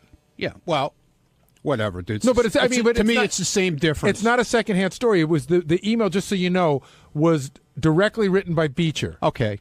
And Beecher sent it to Dan, and Dan forwarded it to us, and actually defended you in it. But how did he defend me? He said, I'm pretty sure Ronnie didn't. I'm pretty sure these girls made the reservation, and Ronnie had no knowledge of it. Yeah, and the girl made. I was told by her, and I know her for 5 years, and I don't think she would lie to me. She made a reservation under her. She told me exactly how she made the reservation. She made the reservation under her own name, with some guy named Eric Espinoda, that works there, okay? And that they gave her a table for 8 people if she wanted to come. And I said, and she called me up and she goes, "Would you like to go?" I said, "Yeah, fine." And I met them at the hotel. We had a drink at the bar, and then we go downstairs, and they tell us that the show doesn't start for another 15 minutes. So we went upstairs to the lounge, and we sat there for 15 minutes, and we came back down. When we came back down, we go to the front, and I don't know Beecher. I've never met him in my life. I've heard of him. I don't know who he is. So we walk up to this guy that's up front, figuring he's like a host or whatever. He's dressed in a nice suit or tuxedo type thing. And she goes up to him. I didn't say boo. And she goes up to him and says to him, "I'm Tiffany Granith. I'm here. Eric set this all up for us and blah, blah, blah." He goes, "Don't know nothing about it. Got no idea what you're talking about." So she goes to him, "Well, could you get Eric?" So, and he goes, "No, not happening." Just like that. So, if you treat it like shit, you're going to treat somebody back like shit. And that's exactly what we did. And we went, okay, fine. We're fucking leaving. So we left and we went upstairs to the restaurant. And I put something out on Twitter. So did she. But wait a second, where's the point? I mean, was she really saying, "We'll bury you on the radio"? That's what he said, she said. She might have said that. Yeah, I mean. She said, will bury you on the radio from her radio show. I didn't say I was going to come here on the Stern Show and bury him. No, I get it. I don't even know the guy. I didn't know it was him. So where's this all coming from, Ronnie? What do you mean, where is it all coming from? All the backlash that we're talking about. Do you think like he busted your balls on purpose, like knowing this was going to happen and be part of the show? Here's what happened. So we go upstairs to the restaurant. We get a table. We sit down. We're having a drink. We're ordering dinner. And a girl comes up, supposedly from Beach's Madhouse. I don't know if she was a publicist or whatever she was. And came over to the table and said, I apologize for the inconvenience. I'm sorry. There was a mix-up. There was a mistake. And she said, would you like to come back downstairs now and go to the show? And we said, no. No, thank you. Well, we didn't say it in those many words. We said it in the way he said it to us. No, we don't want to go to that show. We don't want to be bothered with you. So, Ronnie, and that was it. Are you mad at Beecher or are you mad at Dan? I'm not mad at anybody, but don't make it like I put a reservation in Howard's name. Did you bury them on Twitter? Was that a full Twitter attack or just? No, I just put down it. We went down to the show and we were treated like garbage, like shit. That's exactly what I put, and that was it. I put one tweet out the whole night. And right after that tweet, 10 minutes later, this girl comes up. And it's trying to get us to come back down to the show. How do you decide? He didn't put that part in the email. How he sent somebody back upstairs, did he? Well, maybe he didn't, but maybe he didn't send somebody back upstairs. But he didn't. Well, somebody from his show came up there. Do you have a tweet ready if you would have fully buried him? What do you mean a tweet ready? How would you have fully buried him? Joe in Carolina, you're on the wrap-up show. Hey, it kind of cracks me up that at this point, Ronnie still doesn't realize it's his responsibility that Howard's name not be abused. How many times has this been out there where Ronnie's been accused of abusing his status? I didn't abuse his name. I didn't even use his name. Well, okay? Joe, yeah, how many times has it happened? Well, it's happened plenty of times, hasn't it, with the strip joint appearances and everything else? The strip joint appearances I get hired for, dude. What's your problem with that? Look, I get hired for it. Listen for a second. Now, I am listening, stupid, because you don't know what you're talking about. Yeah, I do, because you continually just want to get your voice Ronnie. On the radio. Go ahead. Listen, be my guest. Go ahead. You continually Go ahead, idiot. do this. And no, you're the idiot. You're the idiot. You've got 9 people in there telling you you're wrong. It's your responsibility that Howard's name doesn't be abused, and you still don't get it. I didn't use Howard's name. I didn't even make the reservation, moron. Listen, okay? If you listen half the time, maybe you learn something. You're too fucking thick. Okay. Listen. And you're smart. Listen. Yeah, I can hear how smart you are. Well, listen. I'm listening. Okay, listen, midget. The bottom line is this. When everybody tells you you're in the wrong, you never listen. You just argue. Well, I'm sorry. This time I was not in the wrong. Sorry. Yeah, sorry. You are, because it's your responsibility if you're going to go somewhere that Howard's name's not abused. The bottom line, it's your responsibility. You don't get that? Do you not get that? Did I call and make the reservation? Did I say anything about Howard's name? If you go there, it's your responsibility. Bottom line. I'll go away. Gary, do you think that Joe's right, that even though Ronnie didn't do anything wrong, he bears some responsibility here? Well, if Ronnie went there with Tiffany, and Tiffany made a reservation, Tiffany said, I made a reservation for me for 8 people, and Ronnie has no idea, then it's not his responsibility. However, I probably, like I said, nothing's so important to me. When you had trouble getting in, I would have gone, you know what, we'll see you later then. Don't worry. Yeah, well, basically. But I wouldn't be, I wouldn't be, I'll bury you on the radio or Twitter. Why, if I'm treated like an animal, why not be, I mean, the guy could have took to me, like I said on the air. He could have took us on the side and listen, this is not happening. I'm sorry. He didn't have to make a whole scene like he did. Well, he called me Saturday night to ask me if Howard was coming, and I said, I don't know, but it doesn't sound, Howard's not a nightclub kind of guy. Right. And, But I think he was so sure that somebody was trying to pull a scam that he was angry. Right. And so he shows up angry, you show up angry, not to show up, but once you get there it's angry, then it's just two heads collide. Yeah, exactly. Well, like I said, I didn't even know who the guy was. I've never met him. Dan, the song parody man. He could have said to me, hey, I'm Beecher. We thought Howard was coming. I'm sorry, but we don't have a table for you. Dan, you're on the wrap-up show. How you doing? Yeah, good, Ronnie. I'm so sorry this whole thing went down. If I knew that you guys were going to the show, I would have called them and, made sure you got the full rock star treatment without, anybody having to allegedly use Howard's name to do it. I don't know who. I didn't know if she used his name or not. I didn't make the reservation. Yeah, that's why I said that in my email that I don't think that Ronnie had any knowledge of that. But here's my question for you, because Jeff kind of sent us his version of a play-by-play of what happened, and he said that he called the girls out. That he said, we got in touch with Howard and found out he had no intention of coming. You shouldn't have used his name. And at that point, they got belligerent and started. That's when they said, we're going to bury you on the radio. And that's when you told him, and this is his quote, "Go get Jeff Beecher, you loser." You told Jeff Beecher. I said, "Go get Jeff Beecher, you look like a penguin."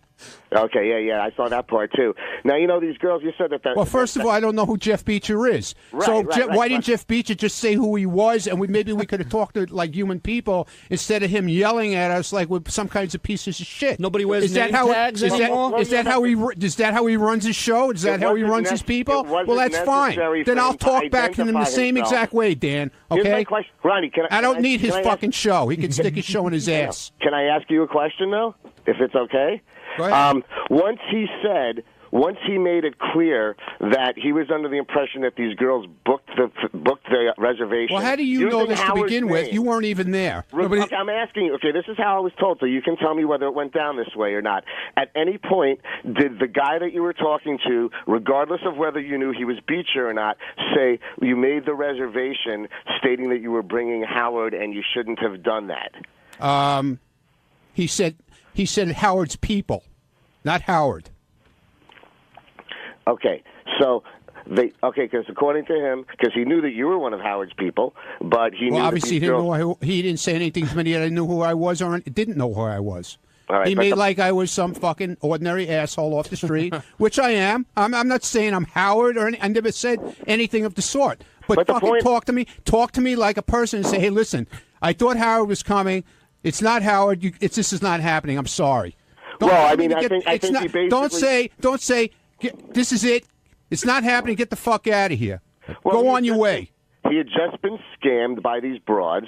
He had just flown back from Vegas to be a victim. No, he lives in this Vegas. Scam. No, he does not. The show is at the Hollywood Roosevelt Hotel. The show left Vegas 2 years ago. My apologies. Yeah, so again, the point is he did fly back from Vegas to do this. You got to understand he'd be agitated. He did say to the girls, according to him, you shouldn't have used Howard's name for this.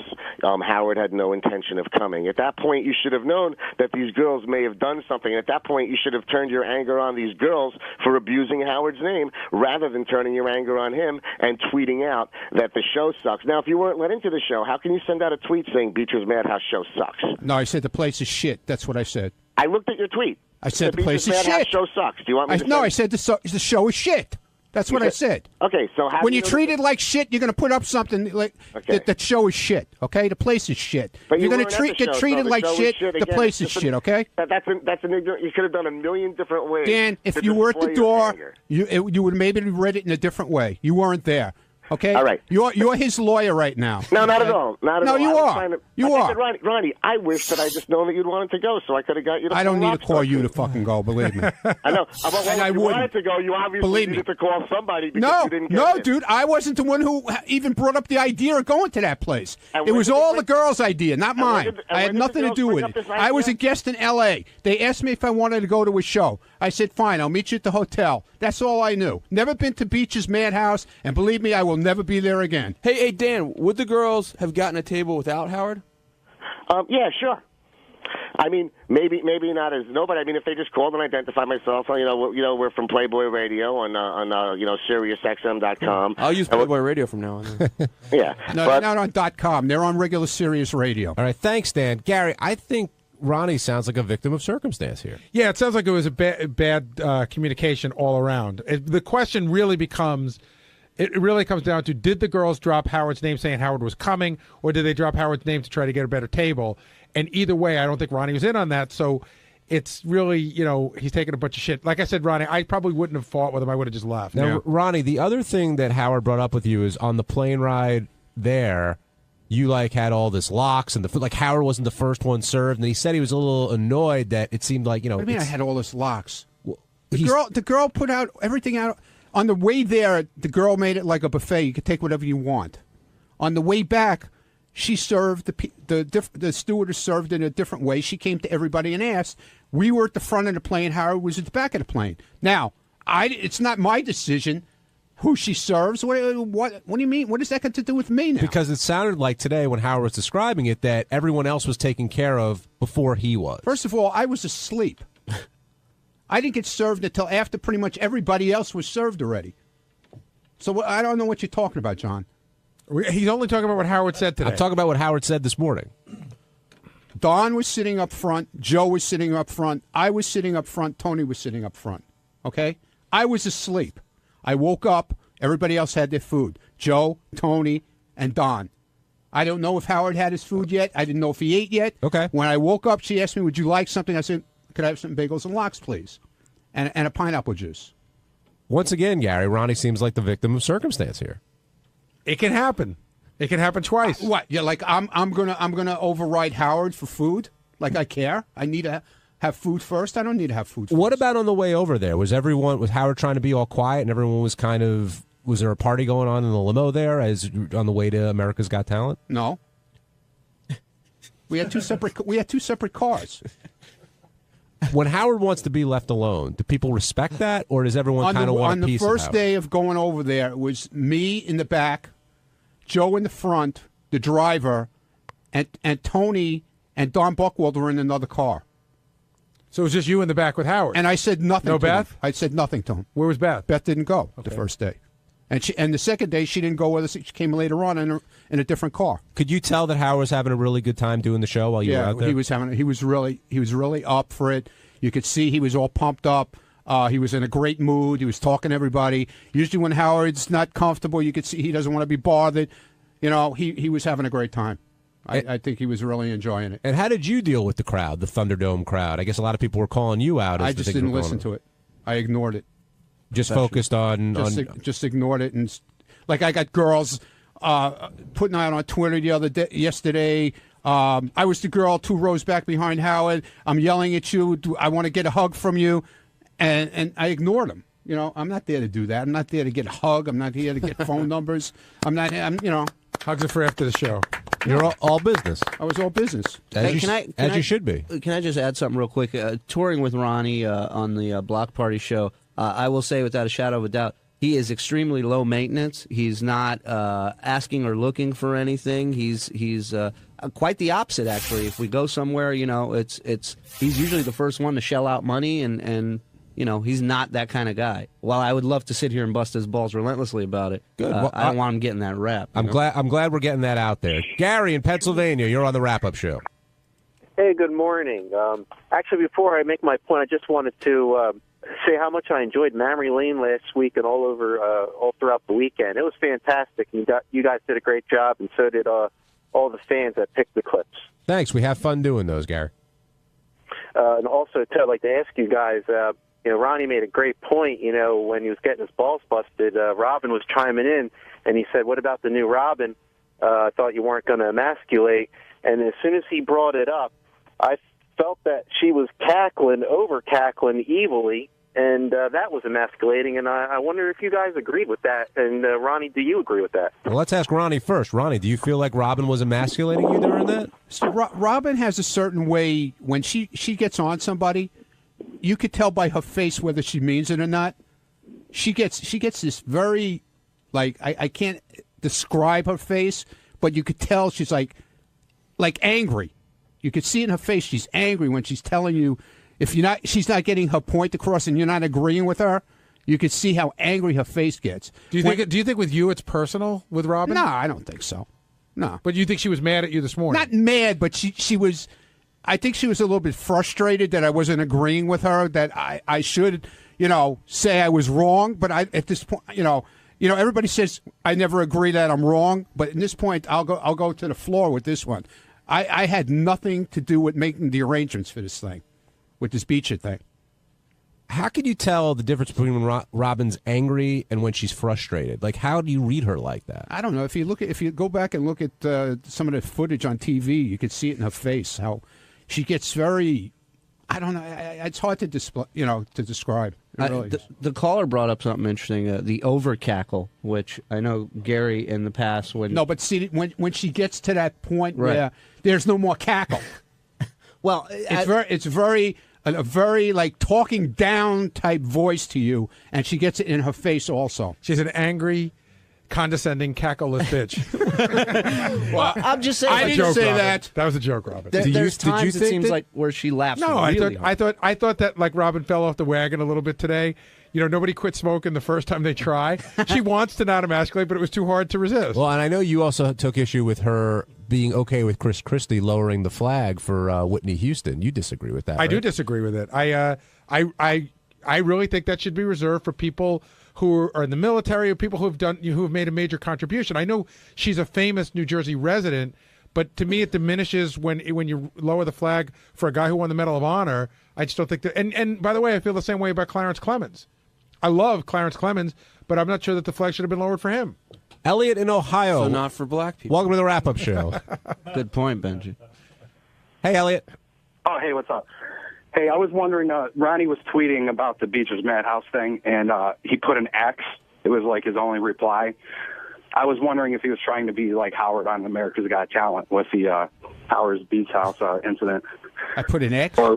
You just tweeted an X out. I did? I don't even remember that. That sounds more like an accident. Yeah. So you saying Ronnie's trying to be like Howard when he's on Twitter? Well, I don't know. You know how his attitude is like that, as far as like how he thinks he's Howard sometimes. Yeah, right. I always think I'm Howard, of course. Keep in mind, this is the same guy that tweeted out turmoil, TERM. Yeah, what was with that, OIL. Ronnie? I know you misspelled it the first time, or did you do that on purpose? Was that kind of... Did I do it on purpose? No, I didn't do it on purpose. I just put it out there, okay? Sorry.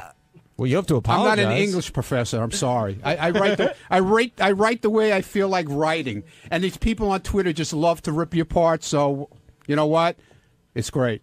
I love it. And I was talking about Shuley anyway. Him and Scott, they're always in turmoil about fucking block party shit. What were you doing in that coffin, Ron? Laying in it. Practicing. Did that creep you out? Yeah, really. No. I did. That seems so creepy to me. I don't know. It was just... they had magazines in there.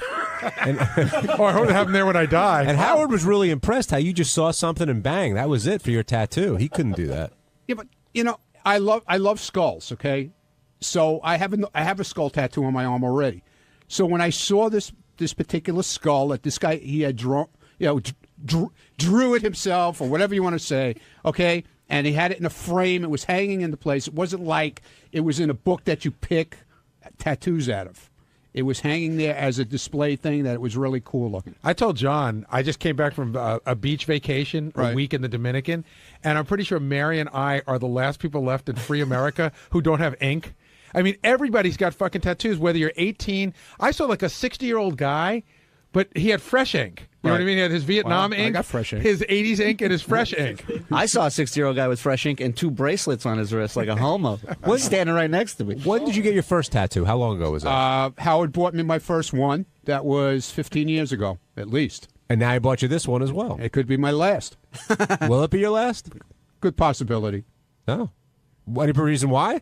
No, I'm just, See, that's what happens when you go into a tattoo place with somebody and you're hanging out.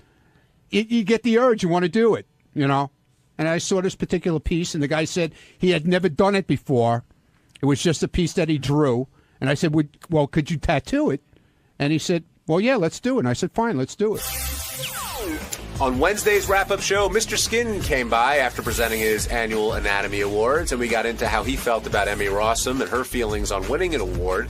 And then, of course, we talked about the finest nudity on film and what it's like being a skin turn, a skin scout, and everything. It was pure skin sanity. Here's how it went.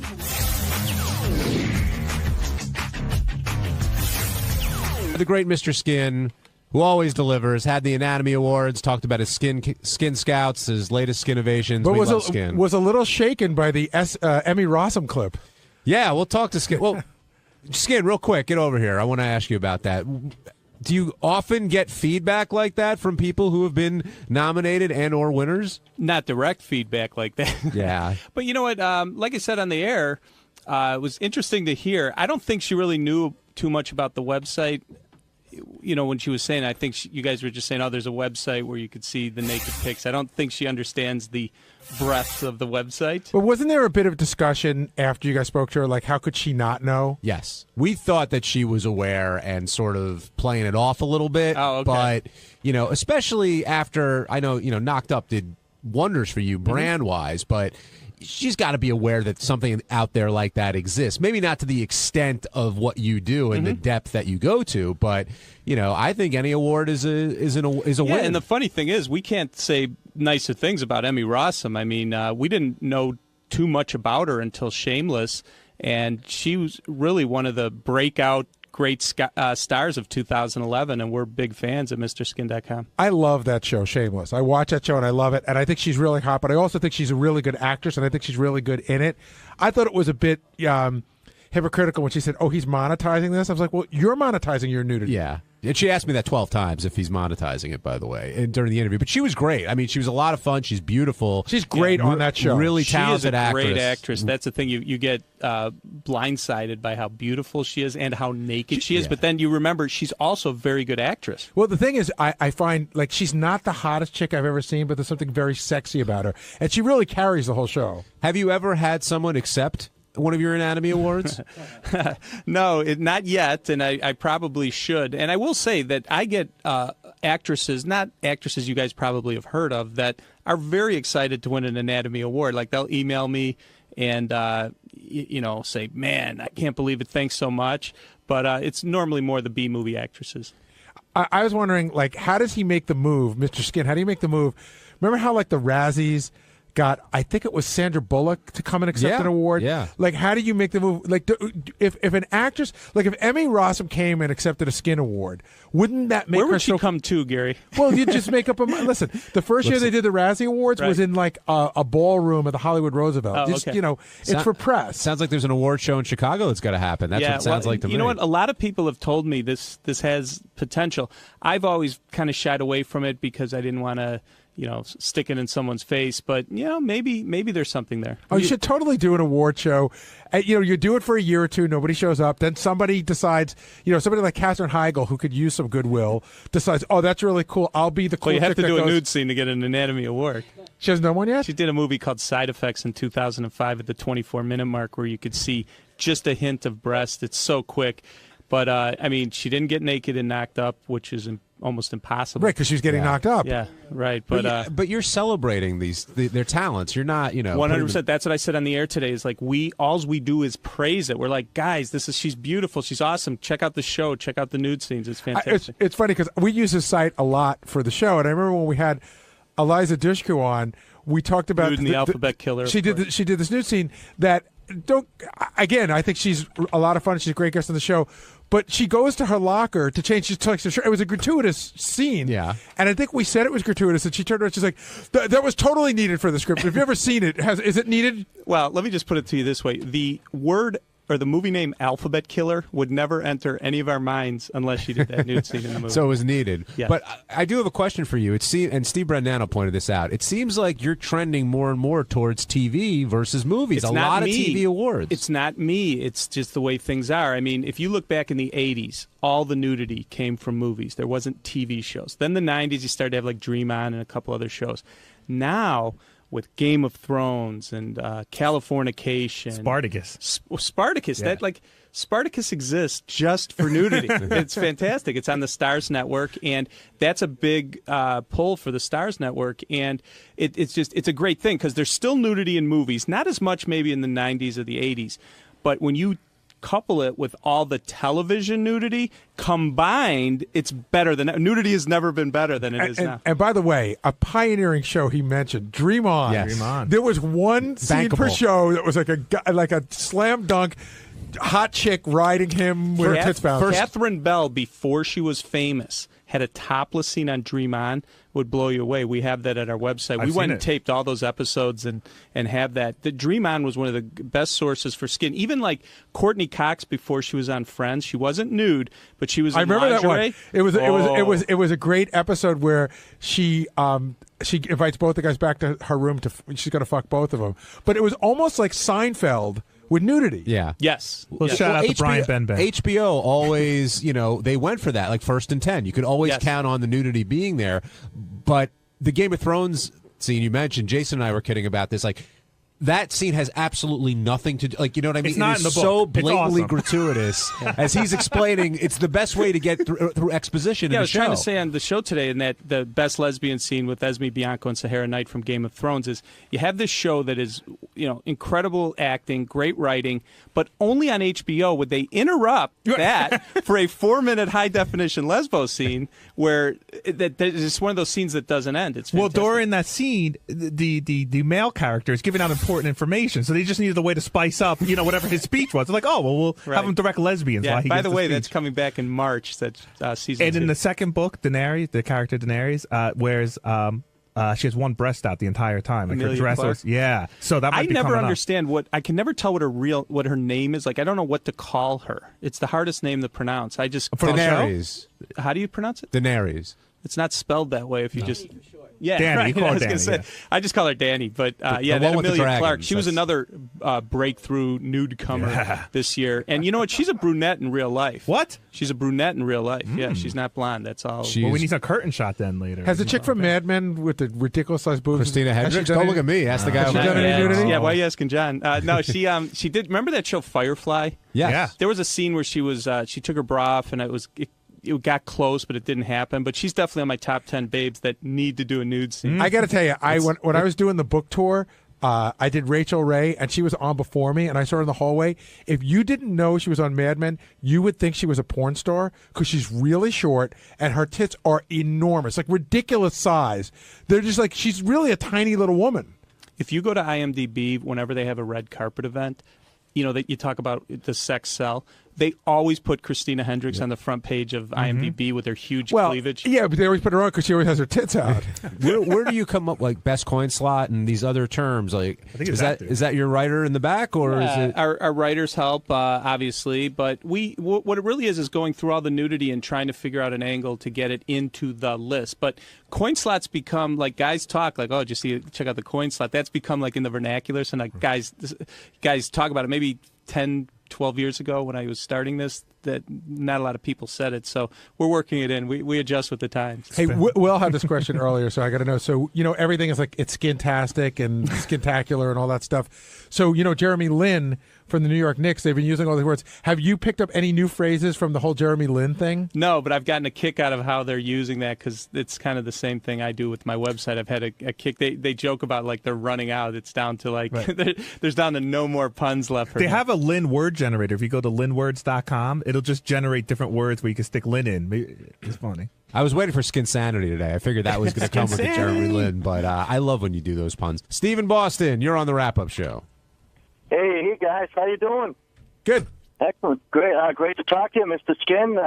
Very nice to finally get through to you. And I just had a question about a female actress. Okay, you got to forgive me because I don't recall her name. Amazing breasts. Okay, but she was in Godfather Part 2. Maybe Gary, you may be able to help me with this. In Godfather Part 2, she was the girl in the theater up on stage that they went to see. What, in Cuba? No, when they were young, when De Niro. De Niro, yeah, in Little Italy, they went to that opera. The guy was singing. Oh, right. And there was a woman on stage too. But I don't know. I don't know. If you had a name, I could help you out. I've been looking online. I think her name is Laura Loins. I'm really not sure. I thought he was going to talk. Sounds like a stripper. I got to tell you, I thought he was going to talk about one of the great all-time first set of breasts I saw as a kid. Was Michael Corleone's wife in Italy. Simonetta Stefanelli, yeah. Those are awesome. Yeah, she just takes that top off and just stands there for him to look at. And they're crazy because it's 1974, so they're real. Oh, yeah. They party hat look to them, too. They were pointy. Don't you hate in period movies now when you see a girl with fake breasts? It totally throws me off. If someone took off their top in Boardwalk Empire and had fake boobs, they're having problems with these movies or TV shows like Spartacus and Mildred Pierce that they did the miniseries where when you do a full frontal scene, you can't have the hardwood floors anymore. So these girls either have to grow out the bush or wear a merkin for the scene. Which makes it tough on us because I could tell body double, but Merkin sometimes that's tough to tell. Major nudity news on the show today that I just want to find out more from you. So you said that Leslie Mann in the movie The Change Up, she had her boobs CGI'd in post-production. It was something we were very down on at our website because what was so bad about it is the fact that if you were sitting in the theater and saw that, you'd go, oh my God, what a rack. Right. The problem is it wasn't hers. So at our website, we call that non-nude. Yeah. That's something we're going to see more of in the future. It's happened a few times, but not a lot. But in the future, how just like I say it's a body double, I'm going to have to say if it's CGI or real. What tipped you off that it was CGI'd? It was all over the boards and people Do in they the dispute industry. it? No, they made coy little remarks about I've never looked better. Why did you haven't? Well, I don't understand. Like, what's the point of getting an actress to get topless if you're just going to put fake boobs over her? Like, I don't even understand the point of that. Maybe they couldn't find a better actress with better tits.